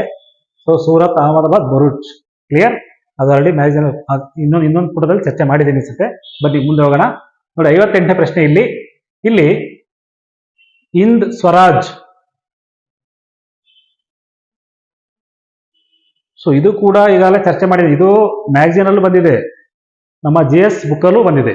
ಸೊ ಎರಡರಲ್ಲೂ ಬಂದಿದೆ, 2 ಕಡೆ ಬಂದಿದೆ, ಕ್ಲಾಶ್ ಆಗಿದೆ ಎರಡೆರಡಕ್ಕೂ ಆನ್ಸರ್ಗೆ. ಓಕೆ, ಇದಾಗಲೇ ಚರ್ಚೆ ಮಾಡಿದ್ರೆ ಇದು ಕೂಡ ಮ್ಯಾಗ್ಝಿನ್ ಅಲ್ಲೂ ಬಂದಿದೆ, ಇದರಲ್ಲೂ ಬಂದಿದೆ. Yes, clear. Oh correct. Magazine ಅಲ್ಲಿ ಬಂದಿದೆ ನೋಡಿ, 31ನೇ ಪೇಜಲ್ಲಿ. ಎಲ್ಲಿದೆ ಮ್ಯಾಗ್ಝಿನ್ ಅಲ್ಲಿ? ಎಸ್, ಇಲ್ಲಿ ನೋಡಿ. ಗಾಂಧೀಜಿಯವರು ಈ ಕಡೆ ಯಾವ ಸಮಯದಲ್ಲಿ ರಾಜಕೀಯ ನಿಷ್ಕ್ರಿಯ ಆಗಿದ್ದರು, ಸೊ ಅವ್ರ ಬಗ್ಗೆ ಮಾತಾಡ್ತಾ ಇಲ್ಲಿ ಹಾಕಿದೆ ನೋಡಿ, ಇದೇ ಪಾಯಿಂಟ್. ಮಹಾತ್ಮ ಗಾಂಧೀಜಿಯವರು ತಮ್ಮ ಮೂಲ ಪುಸ್ತಕ ಹಿಂದ್ ಸ್ವರಾಜ್, ಅರ್ಥ ಆಯ್ತಾ, ಅಥವಾ ಭಾರತೀಯ ಗೃಹ ನಿಯಮ ಅಂತಾನು ಕರೀತಾರೆ, ಹಿಂದ್ ಸ್ವರಾಜ್ ಅಂತೇಳಿ. ಆ ಒಂದು ಪುಸ್ತಕದ ಬಗ್ಗೆ ಮ್ಯಾಗ್ಝಿನ್ ಅಲ್ಲೂ ಕೂಡ ಹಾಕಿದ್ದೆ. ಹಂಗಾಗಿ ರಿಪೀಟೆಡ್ ಇಲ್ಲಿ ಮತ್ತೆ ಬಂದಿದೆ. ಕ್ಲಿಯರ್. ಆಗಲೇ ಎಕ್ಸ್ಪ್ಲೇನ್ ಮಾಡಿದ್ದೀನಿ, ಮತ್ತೆ ಮಾಡಲ್ಲ. ಮುಂದೆ ಹೋಗೋಣ. ಎಸ್, ಕಾರ್ಮಿಕ ಸಂಹಿತೆಗಳು ನೋಡಿ. ಇದು ಇತ್ತೀಚೆಗೆ ಸುದ್ದಿಯಲ್ಲಿತ್ತು ಅಂತ ಇದ್ರ ಬಗ್ಗೆ ಒಂದು ಆರ್ಟಿಕಲ್ ಹಾಕಿದ್ದೆ ಈ ಜನವರಿ ಮ್ಯಾಗ್ಝಿನ್ ಅಲ್ಲಿ, ಡಿಸೆಂಬರ್ ಮ್ಯಾಗ್ಝಿನ್ ಅಲ್ಲಿ ಮೊನ್ನೆ ಪಬ್ಲಿಷ್ ಮಾಡಿದ್ನಲ್ಲ, ಆ ಮ್ಯಾಗ್ಝಿನ್ ಅಲ್ಲಿ ಇತ್ತು. ಸೊ ಹಾಗಾಗಿ ಇದನ್ನ ಈ ಒಂದು ಮ್ಯಾಗ್ಝಿನ್ ಅಲ್ಲೇ ಬಂದಿರೋದ್ರಿಂದ ಹಾಕಿದ್ದೀನಿ. ಈಗ ನೋಡಿ, ಕಾರ್ಮಿಕ ಸಂಹಿತೆಗಳಿಗೆ ಸಂಬಂಧಪಟ್ಟಂತೆ option A, B, C, D ಓದಲ್ಲ, ಟೈಮ್ ಆಗುತ್ತೆ.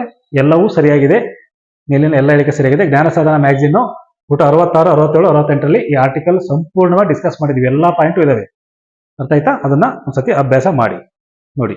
ಎಕ್ಸಾಂಪಲ್ಸ್ ಆಫ್ ಲೇಬರ್ ಲಾ, ಭಾರತದಲ್ಲಿ ಕಾರ್ಮಿಕ ಹಕ್ಕುಗಳ ಬಲಪಡಿಸುವಿಕೆ, ಡಿಸೆಂಬರ್ 2025. ಕ್ಲಿಯರ್ ಇನ್ಫಾರ್ಮೇಶನ್ ಇದೆ. ಹೆಚ್ಚಿನ ಮಾಹಿತಿಗೆ ನಮ್ಮ Sadhana academy India app download ಮಾಡಿ, ಅದರಲ್ಲೂ ಕೂಡ ಅಪ್ಲೋಡ್ ಮಾಡಿರ್ತೀವಿ. The end. Yes, next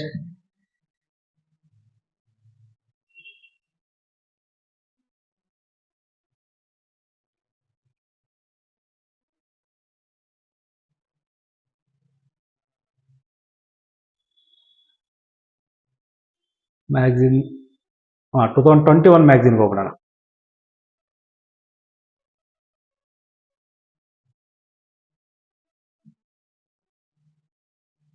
NREGA ಯಾವಾಗಲೂ ಸುದ್ದಿಲಿರುತ್ತೆ ಇದು. ಸೊ ಇದ್ರ ಬಗ್ಗೆನೂ ಕೂಡ ಸಂಪೂರ್ಣವಾಗಿ ಹಾಕಿದ್ದೀವಿ, ನರೇಗಾದ ಬಗ್ಗೆ. ಇದರಲ್ಲಿ ಪ್ರಮುಖವಾಗಿ ಆಪ್ಷನ್ A, B, C ಮಾತ್ರ ಸರಿಯಾಗಿದೆ.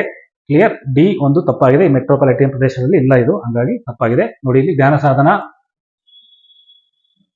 ಸೆಪ್ಟೆಂಬರ್ 2021 ಮಾಸಪತ್ರಿಕೆ, ಪುಟ ಸಂಖ್ಯೆ 101.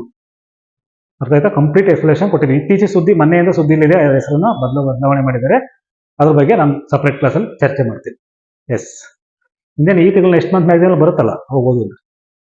MG ನರೇಗಾ ನೋಡಿ, ಕಂಪ್ಲೀಟ್ ನರೇಗಾದ ಬಗ್ಗೆ, ಅದರ ಉದ್ದೇಶ ಏನು, ಪೋರ್ಟಲ್ ಏನು, ಸೊ ಅದರ ಪ್ರಮುಖ ಉದ್ದೇಶಗಳು, ಅದರಿಂದ ಏನೇನು ಲಾಭಗಳಿದ್ದಾವೆ, ಅರ್ಥ ಆಯ್ತಾ? ಕನಿಷ್ಠ ವೇತನ ಕಾಯ್ದೆ, ಅದರ ಪ್ರಮುಖ ಲಕ್ಷಣಗಳು ಎಲ್ಲವನ್ನೂ ಹಾಕಿದ್ದೀನಿ, ಇದು ಚರ್ಚೆ ಮಾಡಿ. ಕ್ಲಿಯರ್? ಎಸ್. ಜಿಯೋಗ್ರಫಿ, ಇದು ಕೂಡ ಮ್ಯಾಗಝಿನ್ ಅಲ್ಲಿ ಜಿಕೆ ಕ್ವಶನ್ ಬಂದಿದೆ ನೋಡಿ. ಅರಣ್ಯ, ಭಾರತದಲ್ಲಿ ಅತಿ ಹೆಚ್ಚು ವ್ಯಾಪಕವಾಗಿರುವ ಅರಣ್ಯ ಪ್ರದೇಶ ಯಾವ ವಿಧದ ಅರಣ್ಯ ಪ್ರದೇಶ ಅಂತ. ಉಷ್ಣವಲಯದ ಎಲೆ ಉದುರುವ ಅರಣ್ಯಗಳು. ಇದರಲ್ಲಿ ಕನ್ಫ್ಯೂಸ್ ಮಾಡ್ಕೊಂಡಿರ್ತಾರೆ ಪಕ್ಕ ನೀವು. ಇದು ಆಪ್ಷನ್ 3 ಸರಿಯಾದ ಉತ್ತರ. ಜ್ಞಾನ ಸಾಧನದ GS ಬುಕ್ ಅಲ್ಲೂ ಇದೆ 161 ಪೇಜು. ಅದೇ ರೀತಿ ಮ್ಯಾಗಝಿನ್ ಅಲ್ಲೂ ಕೂಡ ಹಾಕಿದ್ದೆ, ಜಿಕೆ ಟುಡೇ ಅಂತ ಜಿಕೆ ಕ್ವಿಜ್ ಅಲ್ಲಿ ಹಾಕಿದ್ದೆ.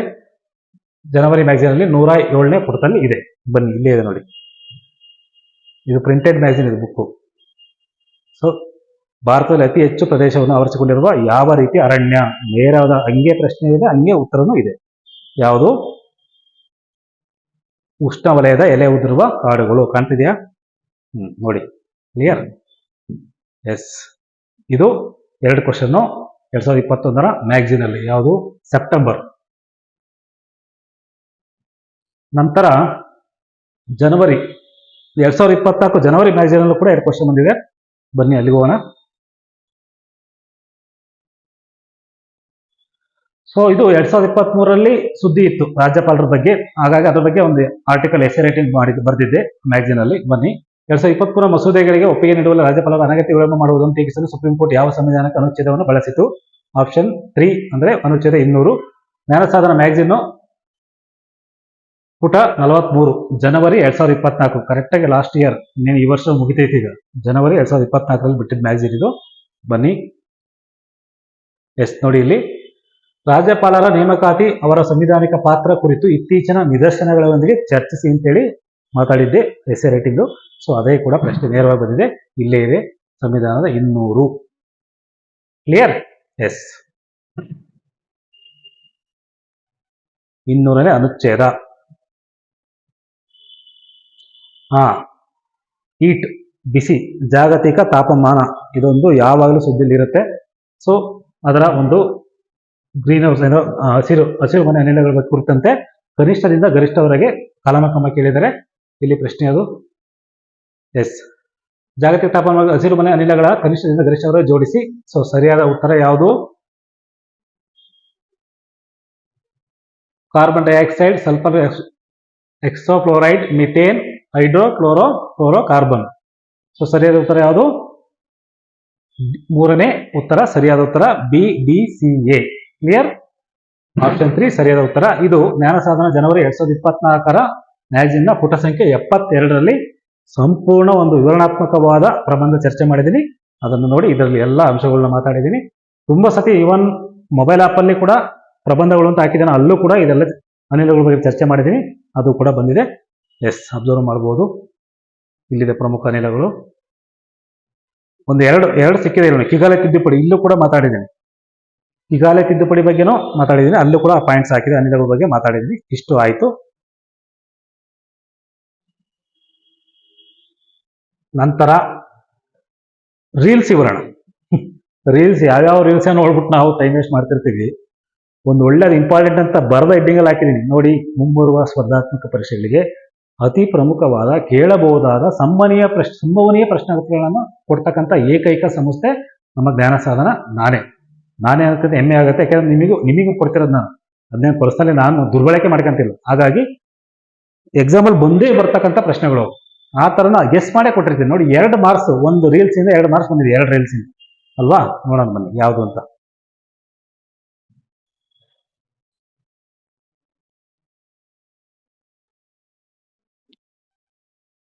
ಎಸ್, ಅಂತರ್ರಾಜ್ಯ ಮಂಡಳಿ ನೋಡಿ, ಇಂಟರ್ ಸ್ಟೇಟ್ ಕೌನ್ಸಿಲ್.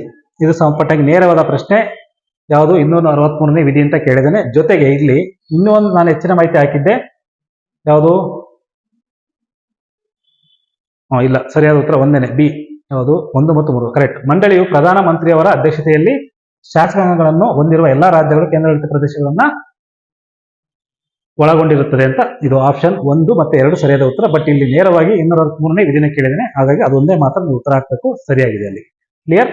ಇದು ಪ್ರಶ್ನೆಯಲ್ಲಿ ಇದೇನೆ, ಇಲ್ಲೇ ಇದೆಯಲ್ಲ. ಅಂತರ್ರಾಜ್ಯ ಮಂಡಳಿ ಯಾವ ಅನುಚ್ಛೇದದಲ್ಲಿ ಬರಲಾಗಿದೆ. ಸೊ ಜ್ಞಾನ ಸಾಧನ ಯೂಟ್ಯೂಬ್ ಮತ್ತೆ FB ಇನ್ಸ್ಟಾಗ್ರಾಮ್ ರೀಲ್ಸ್ ಆಗಸ್ಟ್ 30ನೇ ತಾರೀಕು ರೀಲ್ಸ್ ಓಪನ್ ಮಾಡಿ ನೋಡಿ ಇವಾಗಲೇ. ಕ್ಲಿಯರ್? ಅದನ್ನ ಕಮೆಂಟ್ ಬಾಕ್ಸ್ ಅಲ್ಲಿ ಲಿಂಕು ಆಗ್ತಿಲ್ಲ, ಸರ್ಚ್ ಮಾಡಿ ನೋಡಿ ನೀವು. ಮುಂದೆ ಹೋಗೋಣ.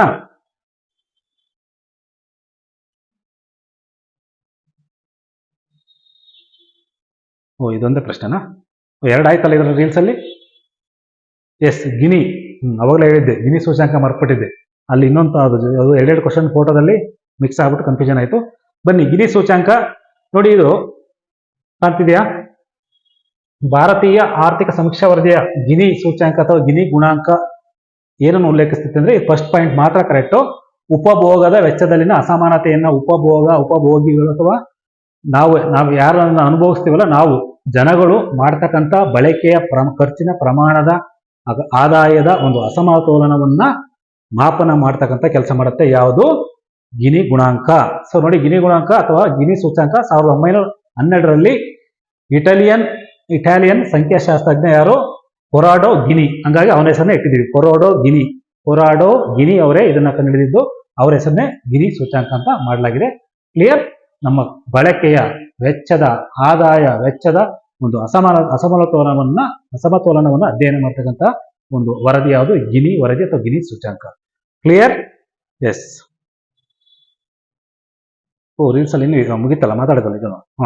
ರೀಲ್ಸ್ ಅಲ್ಲಿ ಎರಡು ಪ್ರಶ್ನೆ, ಇನ್ನೂ ಒಂದು ಬಂದಿದೆ ಭೂಕಂಪನ ಅಲೆಗಳ ಬಗ್ಗೆ. ಭೂಕಂಪನದ ಬಗ್ಗೆ ಪ್ರಶ್ನೆ ಹಾಕಿದ್ದೆ, ಬೇರೆ ಬೇರೆ ಅದೊಂದು ಪಾಯಿಂಟ್ ಇತ್ತು, ಬಟ್ ಅದನ್ನು ಹೇಳ್ಬೋದಿತ್ತು, ಬೇಡ ಅಂತ ಬಿಟ್ಟಿದ್ದೆ. ಯಾಕಂದ್ರೆ ಡೈರೆಕ್ಟ್ ಪ್ರಶ್ನೆ ಬಂದಿರಲಿಲ್ಲ. ಭೂಕಂಪದ ಬಗ್ಗೆ ಕೇಳಿದ್ದಾರೆ ಅಂದ್ರೆ ಅಟ್ಲೀಸ್ಟ್ ಯಾವ ಟಾಪಿಕ್ ನಾವು ಕೊಡ್ತಾ ಇರ್ತೀವಿ, ಹೇಳ್ತಾ ಇರ್ತೀವಲ್ಲ, ಅದ್ರ ಸುತ್ತಮುತ್ತ ನೀವು ಓದ್ಬೇಕಷ್ಟೇ, ಅಲ್ಲಿ ಎಕ್ಸಾಮ್ ಅಲ್ಲಿ ಪ್ರಶ್ನೆ ಬರುತ್ತೆ ಅಂತ ಅರ್ಥ.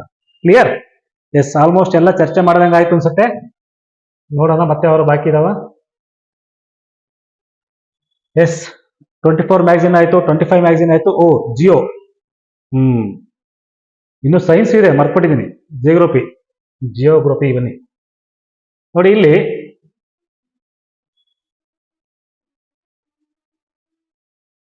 ಈ ಕೆಳಗಿನ ಯಾವ ಅರಣ್ಯ ಪ್ರಕಾರವು ಭಾರತದಲ್ಲಿ ಅತ್ಯಂತ ವ್ಯಾಪಕವಾಗಿದೆ?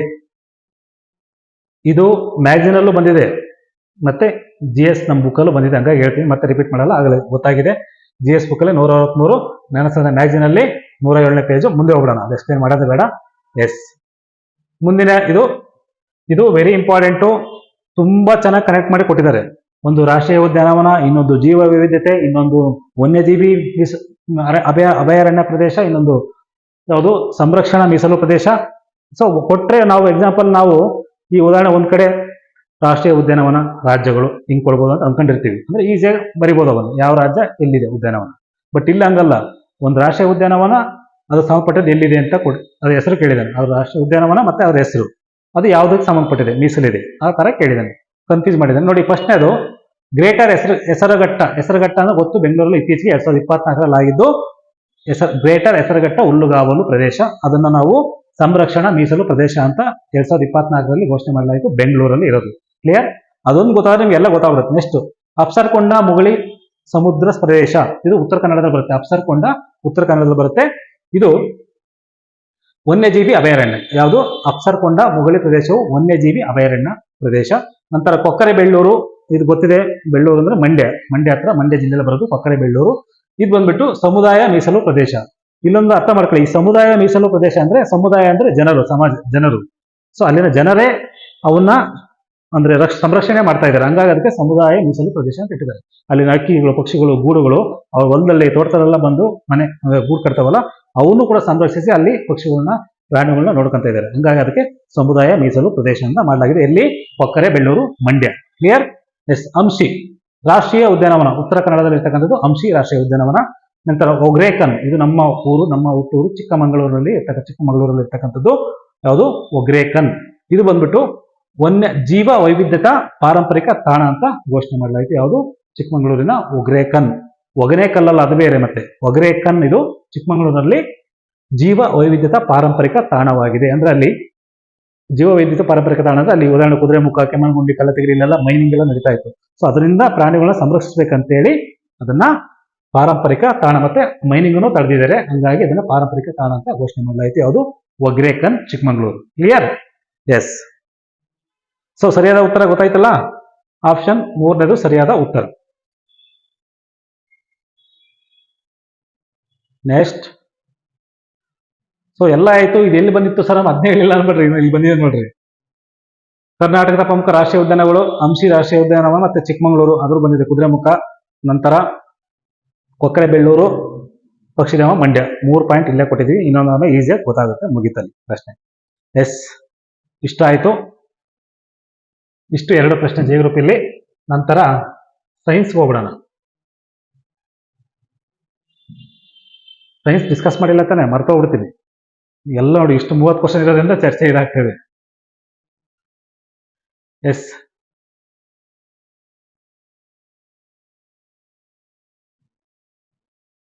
ಒನ್ ಅವರಲ್ಲಿ ವಿಡಿಯೋ ಮುಗಿಸೋಣ ಅನ್ಕೊಂಡೆ, ಮುಂದಕ್ಕೆ ಹೋಗ್ತೈತಿ, ಇರಲಿ. ಪ್ರಶ್ನೆ. ಓ, ಇದು ಸೂಪರ್ ಆಗಿದೆ ಪ್ರಶ್ನೆ. ವಿವಿಧ ಜೈವಿಕ ಅಣುಗಳು ಮತ್ತೆ ಅದಕ್ಕೆ ಕೊಟ್ಟಿರೋ ಉದಾಹರಣೆ. ತುಂಬಾ ಒಳ್ಳೆ ಇಂಪಾರ್ಟೆಂಟ್ ಪ್ರಶ್ನೆ. ಆರ್ಟ್ಸ್ ಬ್ಯಾಕ್ಗ್ರೌಂಡ್ ಇರೋರು ಟ್ರೈ ಮಾಡಿರ್ತೀರ ನೀವು, ಆದ್ರೂ ಗೊತ್ತಿರೋ ಬರ್ದಿರ್ತಾರೆ, ಚೆನ್ನಾಗಿ ಓದಿರೋ. ಸೈನ್ಸ್ನವರು ಕೆಲವರು ಚೆನ್ನಾಗಿ ಗೊತ್ತಿರೋ ಬರ್ದಿರ್ತಾರೆ, ಇಲ್ಲ ಬರ್ದಿರಲ್ಲ. ಬನ್ನಿ, ಚೆನ್ನಾಗಿದೆ ಪ್ರಶ್ನೆ ಇದು. ನಮ್ಮ ಒಂದು GS ಪುಸ್ತಕದಲ್ಲಿ ಕರೆಕ್ಟಾಗಿ ಪಟ್ಟಿ ಕೊಟ್ಟಿದ್ದೀನಿ ನಾನು, ಅದೇ ಪಟ್ಟಿಲೇ ಸೆಲೆಕ್ಟ್ ಮಾಡ್ಕೊಂಡು ಕೊಟ್ಟಿದ್ದೇನೆ ಪ್ರಶ್ನೆಗಳು. ಅದು ಖುಷಿ ಆಯ್ತು ನನಗೆ, ತುಂಬಾ ಎಕ್ಸೈಟ್ ಆಗಿ ಮಾಡ್ತಿದ್ದ ಪ್ರಶ್ನೆನ. ಬನ್ನಿ ನೋಡೋಣ ಹೆಂಗಿದೆ ನೋಡೋಣ. ಇಲ್ಲಿ ನೋಡಿ, ಕಾರ್ಬೋಹೈಡ್ರೇಟ್ಗಳು ರೈಬೋಸ್, ಪ್ರೋಟೀನ್ಗಳು ಕೆರಾಟಿನ್, ಹಾರ್ಮೋನ್ಗಳು ಪ್ರೊಜೆಸ್ಟರಾನ್, ವಿಟಮಿನ್ಗಳು ರೈಬೋಫ್ಲಾವಿನ್. ಸೊ ಇದನ್ನ ನಮ್ಮ ಜ್ಞಾನ ಸಾಧನ GS ಪುಟದಲ್ಲಿ ಪುಟ ಸಂಖ್ಯೆ 351 ಕಾಣ್ತಿದೆಯಾ, 352, 353 ನೋಡೋಣ ಬನ್ನಿ. ಎಸ್, ನೋಡಿ ಇಲ್ಲಿ ವಿಟಮಿನ್ ಜೀವಸತ್ವ ರೈಬೋಫ್ಲಾವಿನ್ ಬಂತಲ್ಲ, ಇದು ಡಿಗೆ 1. Next protein keratin. ಉದಾಹರಣೆ ನೋಡಿ, ಇಲ್ಲಿ ಕೊಟ್ಟಿದೆ ನೋಡಿ ಉದಾಹರಣೆ. ಇದು ವಿಧ ಪ್ರೋಟೀನ್, ಸರಳ ಪ್ರೋಟೀನ್ ಅಂದ್ರೆ ಪ್ರೋಟೀನ್ ಅದನ್ನೇ. ಉದಾಹರಣೆ ಕೆರಾಟಿನ್, ಇದು ಬಿಗೆ 3 ಬಂತು. ನೆಕ್ಸ್ಟ್ ಹಾರ್ಮೋನ್ಗಳು, ಹಾರ್ಮೋನ್ಗೆ ಪ್ರೊಜೆಸ್ಟರಾನ್ ಬಂತಾ. ನೆಕ್ಸ್ಟ್ ಪ್ರಶ್ನೆಯರ್ಕೆ ಕಾರ್ಬೋಹೈಡ್ರೇಟ್ಸ್, ಅದರ ವಿಧ ರೈಬೋಸ್. ಕ್ಲಿಯರ್? ಈ ತರ 3 ಪಟ್ಟಿ ಅಲ್ಲೇ ಬ್ಯಾಕ್ ಟು ಬ್ಯಾಕ್ ಪೇಜಲ್ಲೇ ಕೊಟ್ಟಿದ್ದೆ, ಅಲ್ಲೇ ಪ್ರಶ್ನೆ ಕೇಳಿದ್ದೇನೆ. ಅದೇ ಆಶ್ಚರ್ಯ ಇರೋದು ನನಗೆ. ಇಲ್ಲೂ ಇದೆ ಕಾರ್ಬೋಹೈಡ್ರೇಟ್ಸ್ ವಿಧ ರೈಬೋಸ್. ಕ್ಲಿಯರ್? ಮುಗಿತು. ಮುಂದಿನ ಪ್ರಶ್ನೆಗೆ ಹೋಗೋಣ. ಸೊ ಇದು ದೇಹದ ವಿದ್ಯುದಾವೇಶ ಪರೀಕ್ಷಿಸಲು ಬಳಸುವ ಸಾಧನ. ಆಕ್ಚುಲಿ ಇದು ಸಾಧನಗಳ ಬಗ್ಗೆ ಪಟ್ಟಿಯೇ ಕೊಟ್ಟಿದ್ದೀನಿ, ಚೆನ್ನಾಗಿದೆ. ಬಟ್ ಇದೊಂದು ಪಾಯಿಂಟ್ ಮಿಸ್ ಆಗಿದೆ, ಹಂಗಾಗಿ ಇದು ಲೆಕ್ಕಕ್ಕಿಲ್ಲ, ಆದ್ರೂ ಹಾಕಿದ್ದೀನಿ. ಇದು 30 ಮೇಲಿದು, ಮತ್ತೆ 30 ಬರಲ್ಲ ಇದು. ಎಸ್, ನೋಡ್ಕೊಂಬಿಡಿ. ಎಲೆಕ್ಟ್ರೋಸ್ಕೋಪ್ ಅಂತೇಳಿ ದೇಹದ ವಿದ್ಯುದಾವೇಶ ಪರೀಕ್ಷಿಸಲು. ಇದನ್ನ ಪುಟ ಸಂಖ್ಯೆ 343 ಪಟ್ಟಿ ಕೊಟ್ಟಿದ್ದೀನಿ, ಚೆನ್ನಾಗಿದೆ. ಎಲ್ಲಾ ಒಂದು ಅಳತೆ ಮಾನಗಳನ್ನ ತುಂಬಾ ಚೆನ್ನಾಗಿ ಕೊಟ್ಟಿದ್ದೀನಿ. ಎಕ್ಸಾಮ್ ಬರೋಂಥದ್ದೇ. ಮತ್ತೆ ಇದರಲ್ಲಿ ಇನ್ನೊಂದು ಬರ್ಬೋದು, ಇದನ್ನ ಪಟ್ಟಿ ನೋಡ್ಕೊಳ್ಳಿ ಅಂತ ನಿಮ್ಗೆ ಹಾಕಿರೋದು. ಎಸ್, ನೋಡ್ಕೊಂಬಿಡಿ. ಇದರಲ್ಲಿ ಬಂದಿಲ್ಲ ಉತ್ತರ ನಮ್ಮಲ್ಲಿ, ಬಟ್ ಆ ಪಟ್ಟಿ ಅದೇ ಟಾಪಿಕ್ ಕೇಳಿದ್ದೀನಿ, ಆ ಒಂದು ಪಾಯಿಂಟ್ ಬಂದಿಲ್ಲ ಅಷ್ಟೇ. ಎಸ್, ಮುಗೀತು ಇಲ್ಲಿಗೆ.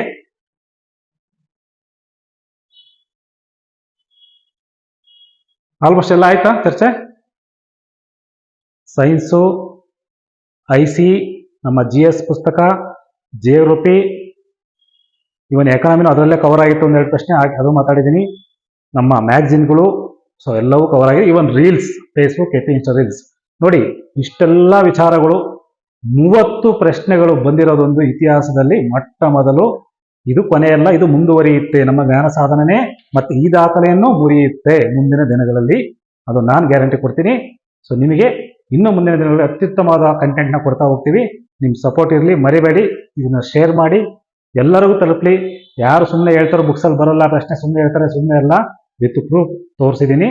ಇದು ರೆಕಾರ್ಡೆಡ್. ಇದು ಒಂದು ಸ್ಪರ್ಧಾತ್ಮಕ ಪರೀಕ್ಷೆ ಇತಿಹಾಸದಲ್ಲಿ ಒಂದು ಸಂಸ್ಥೆಯಿಂದ 100 ಅಂಕಗಳಿಗೆ 30 ಅಂಕಗಳು, ಅಂದ್ರೆ 30% ಆಫ್ ದ ಕ್ವಶನ್ ಪೇಪರ್ ನಮ್ಮಿಂದನೇ ಬಂದಿದೆ ಅನ್ನಂಗೆ ಆಯ್ತದೆ. ಹಂಗಂತ ಮತ್ತೆ ನಾವು ಮಾಡಿದೀವಿ ಅಂತ ಹೇಳ್ತಾ ಇಲ್ಲ, ಕಾನೂನಲ್ಲಿ ತಪ್ಪಾಗತ್ತದು. ಸೊ ಆ ತರ ಒಂದು ಏರಿಯಾನ ನಾವು ಕವರ್ ಮಾಡಿದ್ವಿ, ಇಂಪಾರ್ಟೆಂಟ್. ಅವರು ಹಂಗೆ ನಮ್ಮಂತ ತಲೆ ಇರೋರ ಪ್ರಶ್ನೆ ಪತ್ರಿಕೆ ಮಾಡಿರ್ತಾರೆ, ಹಂಗಾಗಿ ಸರಿಸಮಾನವಾಗಿ ಬಂದಿರ್ತವೆ ಅಷ್ಟೇ. ಕ್ಲಿಯರ್? ಎಲ್ಲರೂ ಶೇರ್ ಮಾಡಿ, ಮರಿಬೇಡಿ. ಮತ್ತೆ ಸಿಗೋಣ ನೆಕ್ಸ್ಟ್ ಮಂತ್ ಎಕ್ಸಾಮ್ಗೆ ರೆಡಿಯಾಗಿ ಚೆನ್ನಾಗಿ ಓದಿ. ಮತ್ತೆ ಹೇಳ್ತಿದ್ದೀನಿ, ಮುಂದಿನ ಎಕ್ಸಾಮ್ ಅಲ್ಲಿ ಮತ್ತೆ ಬರಲಿಲ್ಲ ಅಂದ್ರೆ ಮತ್ತೆ ಬೇಜಾರಾಗ್ಬೇಡ್ರಿ, ಹೇಳಕ್ಕಾಗಲ್ಲ ಯಾವಾಗ ಹೆಂಗಾಗ್ತವೆ ಅಂತ. ಬಂದ್ರೆ ಖುಷಿ, ಚೆನ್ನಾಗಿ ಓದ್ಕೊಳ್ಳಿ. ಇದನ್ನ ಬೇಕಾದ್ರೆ PDF ಬುಕ್ಸ್ ಲಭ್ಯವಿದೆ, ಬೇಕಾದ್ರೆ ನನ್ನ ಕಚೇರಿ ಸಂಖ್ಯೆ ಕಾಂಟ್ಯಾಕ್ಟ್ ಮಾಡಿ, ನಮ್ಮ ಆಫೀಸ್ಗೆ ಬುಕ್ಸ್ ಬೇಕಾದ್ರೆ ತಗೋಬಹುದು, ಸ್ಟಾಕ್ ಇದೆ. ಜೊತೆಗೆ ಬುಕ್ಸ್ ಮಾರ್ಕೆಟಿಂಗ್ ಮಾಡ್ತಿಲ್ಲ, ಬೇಕಾದ್ರೂ ತಗೊಳ್ಳಿ, ಚೆನ್ನಾಗಿದೆ, ತೊಂದರೆ ಇಲ್ಲ. ಸೊ ಜೊತೆಗೆ ಮೊಬೈಲ್ ಆ್ಯಪ್ ಕೂಡ PDF ನ ಅಪ್ಲೋಡ್ ಮಾಡ್ತೀನಿ. ಏನಿಲ್ಲ, 130 ಪೇಜ್ ಅಷ್ಟೇ ಇರೋದು ಇತಿಹಾಸ. 130 ಪೇಜಲ್ಲಿ 10 ಪ್ರಶ್ನೆ, 130 ಇತಿಹಾಸದಲ್ಲಿ 10 ಪ್ರಶ್ನೆ ಬಂದಿದೆ, 9 ಪ್ರಶ್ನೆ. ಒಟ್ಟಾರೆ ಇದು ಇರೋದು 300, 400, 500 ಪೇಜ್ ಇದೆ ಟೋಟಲ್, ಅಷ್ಟೇ ಇದೆ. 500 ಪೇಜನೇ ಇದೆ. ಈ 500 ಪೇಜನ್ನು ಕರೆಕ್ಟಾಗಿ ಓದಿದ್ರೆ ಇದರಲ್ಲೇ ನಿಮಗೆ ಬಂದಿರೋದು 20 ಮಾರ್ಕ್ಸ್, 15ರಿಂದ 20 ಮಾರ್ಕ್ಸ್ ಕವರ್ ಆಗಿದೆ. Clear? 15 to 20 marks nearly cover ಆಗಿರೋದು. ಎಸ್, ಇನ್ನು ನಮ್ದು ಬುಕ್ ಇದಂತೂ ಸಂವಿಧಾನಕ್ಕೆ ತುಂಬಾ ಸಖತ್ತಾಗಿದೆ, ಬೋರ್ ಆಗಲ್ಲ, ಚೆನ್ನಾಗಿ ಪಾಯಿಂಟ್ಸ್ ಚೆನ್ನಾಗಿ ಓದ್ಬೋದು, ಯಾವುದೇ ಪರೀಕ್ಷೆಲಿ ಇಲ್ಲಿ ಬಂದೇ ಬರುತ್ತೆ. ಸೊ ಇವೆರಡರಿಂದ ಮಿನಿಮಮ್ ಆದರೂ ನಿಮ್ಗೆ 17 ಮಾರ್ಕ್ಸ್ ಕವರ್ ಆಗಿದೆ, 17 ಮಾರ್ಕ್ಸ್ ಇವೆರಡರಿಂದ. ಇನ್ನು ನಮ್ಮ ಮ್ಯಾಗ್ಝಿನು ಮತ್ತೆ ರಿಪೀಟ್ ಮಾಡಲ್ಲ, ಕಂಪ್ಲೀಟ್ 2 ಮತ್ತೆ ಲಾಸ್ಟ್ ಮಂತಲ್ಲಿ ಒಂದು 5, ಒಟ್ಟಾರೆ ಒಂದು 11 ನಮ್ಮ ಕರೆಂಟ್ ಅಫೇರ್ಸ್ ಒಂದು ತಿಂಗಳು ಬಂದಿರೋದು. ಮತ್ತೆ ಅರ್ಥ ಆಯ್ತಾ? ಒಂದೊಂದು ಮ್ಯಾಗ್ಝಿನ್ ಜಾಸ್ತಿ ಅಲ್ಲ, ಏನು 3 ಮ್ಯಾಗ್ಝಿನ್ ಓದಿಲ್ಲ ನಾವು, 3 ಮ್ಯಾಗ್ಝಿನ್. ಕ್ಲಿಯರ್? ಇನ್ನು ನಮ್ಮ ರೀಲ್ಸು ಎದ್ನಂತ ರೀಲ್ಸ್ ನೋಡಿ ಹಿಂಗೆ ಹೋಗ್ತಾ ಇರ್ತೀವಿ. ಸೊ ನಾನು ತುಂಬಾ ಅಬ್ಸರ್ವ್ ಮಾಡಿ ಹಾಕಿದ್ದೆ, ಇದರಲ್ಲಿ ಏನೋ ಎಕ್ಸಾಮ್ ಬರ್ಬೋದು ಅಂತ ಗೆಸ್ ಮಾಡಿದ್ದೆ, ನಿಜವಾಗ್ಲೂ ಅದು ಪ್ರೂವ್ ಆಯಿತು, ಖುಷಿ ಆಯಿತು. ಮುಂದಿನ ದಿನಗಳಲ್ಲಿ ಮತ್ತೆ ಅಪ್ಡೇಟ್ ಮಾಡ್ತೀನಿ, ಸಿಗ್ತೀನಿ. ಜೊತೆಗೆ ಕನ್ನಡದಲ್ಲಿ IAS ಅಭಿಯಾನ ಮರ್ತಿಲ್ಲ, ನೀವು ಮರಿಬೇಡಿ. ಯಾವಾಗಲೂ 5 ವರ್ಷಕ್ಕೆ 2 ವರ್ಷಕ್ಕಾಗ 500 ಹುದ್ದೆಗೆ ಅಷ್ಟೊಂದು ಹೊಡೆದಾಡ್ತಿದೀವಿ. ಸ್ವಲ್ಪ ಯೋಚನೆ ಮಾಡಿ, IAS ವರ್ಷ 1,000 ಪೋಸ್ಟ್ ಆಗ್ತವೆ, 5 ವರ್ಷಕ್ಕೆ 5,000 ಪೋಸ್ಟು, 5,000. ಅದ್ರಲ್ಲಿ ನಾವೇ 2,000 ಇರ್ತೀವಿ ಕನ್ನಡದಲ್ಲಿ IAS ಪರೀಕ್ಷೆ ಆದ್ರೆ, ನೆನಪಿರ್ಲಿ. ಹಳ್ಳಿ ಪಂಚಾಯತ್ ಒಬ್ಬ DC ಆಗ್ತಾನೆ, ನೀವು ಯಾಕೆ ಅದು ಯೋಚನೆ ಮಾಡ್ತಿಲ್ಲ? ಕನ್ನಡದಲ್ಲಿ ಮೆಟೀರಿಯಲ್ ಇಲ್ಲ ಅನ್ಕೋಬೇಡಿ, ಕನ್ನಡದಲ್ಲಿ ಪುಸ್ತಕಗಳನ್ನ ನಿಮಗೆ ನಾನು ಕೊಡ್ತೀನಿ, ನಿಮ್ಮ ತಾಲೂಕಿಗೆ ಬರ್ತೀನಿ, ಕನ್ನಡ ಮೆಟೀರಿಯಲ್ ತಗೊಂಡೆ ಬರೋದು ನಾನು ಅಭಿಯಾನಕ್ಕೆ, ನೆನಪಿರ್ಲಿ. ಜೊತೆ ಮೆಟೀರಿಯಲ್ ಕನ್ನಡ ಜ್ಞಾನ ಕನ್ನಡದಲ್ಲಿ ಹೆಂಗಿರುತ್ತೆ ಅಂತ ಅದನ್ನ ನಿಮ್ಗೆ ಎಕ್ಸ್ಪ್ಲೇನ್ ಮಾಡ್ತಾ ಹೋಗ್ತೀನಿ. ಪ್ರತಿ ತಾಲೂಕಿಗೆ ಭೇಟಿ ಕೊಡ್ತೀನಿ, ಎಲ್ಲರೂ ಸಪೋರ್ಟ್ ಮಾಡಬೇಕು. ಬರೀ ನಾವು ಆಗ 500-300 ಸುಮ್ಮನೆ ಒದ್ದಾಡ್ಕೊಂಡು ಯಾವತ್ತಿದ್ರು ಮಾಡ್ತಾರೆ ಗೌರ್ಮೆಂಟ್. ಅವ್ರು ನಾಳೆ BJP ಇದ್ರು ಅಷ್ಟೇ, ಕಾಂಗ್ರೆಸ್ ಇದ್ರು ಅಷ್ಟೇ, ಯಾವ ಗೌರ್ಮೆಂಟ್ ಇದ್ರು ಅವ್ರು ಮಾಡೋದು ಸ್ಟೇಟ್ ಅಲ್ಲಿ. ಸೊ ನಾವು ಪ್ರತಿ ವರ್ಷ ಆಗ್ತಾನೆ ಇದೆ, ಈಗೆಲ್ಲ 1,000 ಪೋಸ್ಟ್ ಫಿಕ್ಸ್ ಅಪ್ಪ. ಅದಕ್ಕೆ ನಾವು ಪ್ರಯತ್ನ ಪಡೋಣ, ಕನ್ನಡದಲ್ಲಿ ಎಕ್ಸಾಮ್ ಹೋರಾಟ ಮಾಡೋಣ, ಸುಮ್ಮನೆ ಇರೋದು ಯಾಕೆ? ಅರ್ಥ ಆಯ್ತಾ? ತಾಲೂಕು ವೈಸು ಯಾರು ಇಷ್ಟಪಡ್ತೀರೋ ದಯವಿಟ್ಟು ವಾಟ್ಸಪ್ ಮಾಡಿ ನನ್ನ ನಂಬರ್ಗೆ 9611580408ಗೆ. ಕ್ಲಿಯರ್? ಪರ್ಸನಲ್ ವಾಟ್ಸಪ್ ಮಾಡಿ, ನಿಮ್ಮ ತಾಲೂಕು ಹೆಸರು ಹಾಕಿ, ನಿಮ್ಮ ಹೆಸರು ಹಾಕಿ ವಾಟ್ಸಪ್ ಮಾಡಿ. ನಿಮ್ಮಿಂದ ನಿಮ್ಮ ತಾಲೂಕಿನಲ್ಲೇ ಬಂದು ಅಭಿಯಾನವನ್ನ ಯಶಸ್ವಿ ಮಾಡೋಣ. ನಿಮ್ಮ ತಾಲೂಕಲ್ಲಿ, ನಿಮ್ಮ ಮುಂದಾಳತ್ವದಲ್ಲಿ ಎಲ್ಲಾ ಒಂದು ಕಾಲೇಜುಗಳಿಗೆ ಭೇಟಿ ಕೊಟ್ಟು ಅವೇರ್ನೆಸ್ ಕ್ರಿಯೇಟ್ ಮಾಡಿ, ಕನ್ನಡದಲ್ಲಿ ಕಂಟೆಂಟ್ ಹೇಳ್ತೀನಿ, ಕನ್ನಡದಲ್ಲಿ ಹೆಂಗಿರುತ್ತೆ ಅಂತ ಕಂಟೆಂಟ್ ಸ್ಯಾಂಪಲ್ ತೋರಿಸ್ತೀನಿ. IAS ಪರೀಕ್ಷೆ ಕನ್ನಡದಲ್ಲಿ ತುಂಬಾ ಈಸಿ ಅನ್ನೋದನ್ನ ಪ್ರೂವ್ ಮಾಡ್ತೀನಿ. ಅರ್ಥ ಆಯ್ತಾ? 2028ಕ್ಕೆ ಕನ್ನಡದಲ್ಲಿ IAS ಪರೀಕ್ಷೆ ಬರಿಬೇಕು, ಆ ತರ ದೃಢ ನಿರ್ಧಾರ ತಗೊಂಡಿದ್ದೀನಿ. ಸದ್ಯದಲ್ಲಿ ಮತ್ತೆ ಸಿಗ್ತೀನಿ. ಶೇರ್ ಮಾಡಿ, ಬರೇ ಹೇಳಿರೋದಲ್ಲ, ಪ್ರೂವ್ ಮಾಡಿರೋದು 30 ಪ್ರಶ್ನೆ. ಓಕೆ, ಸಿಗೋಣ. ರೆಕಾರ್ಡ್ ಜ್ಞಾನ ಸಾಧನ ರೆಕಾರ್ಡ್ ಅನ್ನೇ ಬ್ರೇಕ್ ಮಾಡಿರೋ ಇತಿಹಾಸ ಇದು. ಇನ್ನು ಮುಂದೆನೂ ನಾವೇ ಬ್ರೇಕ್ ಮಾಡ್ಕೊಂತೀವಿ. ಅರ್ಥ ಆಯ್ತಾ? ಇದು ಯಾವ ಒಂದು ಇದಕ್ಕೂ ಕಮ್ಮಿ ಇಲ್ದಂಗೆ ಅತಿ ಹೆಚ್ಚು ಅಂಕಗಳನ್ನು ನೀಡಿದ ಏಕೈಕ ಸಂಸ್ಥೆ ಹಿಂದಿನಿಂದಲೂ ಬರ್ತೈತಿ. ಇವತ್ತು ಪ್ರೂವ್ ಮಾಡಿದೀವಿ. ಮುಂದಿನ ವಿಡಿಯೋದಲ್ಲಿ ಸಿಗ್ತೀನಿ.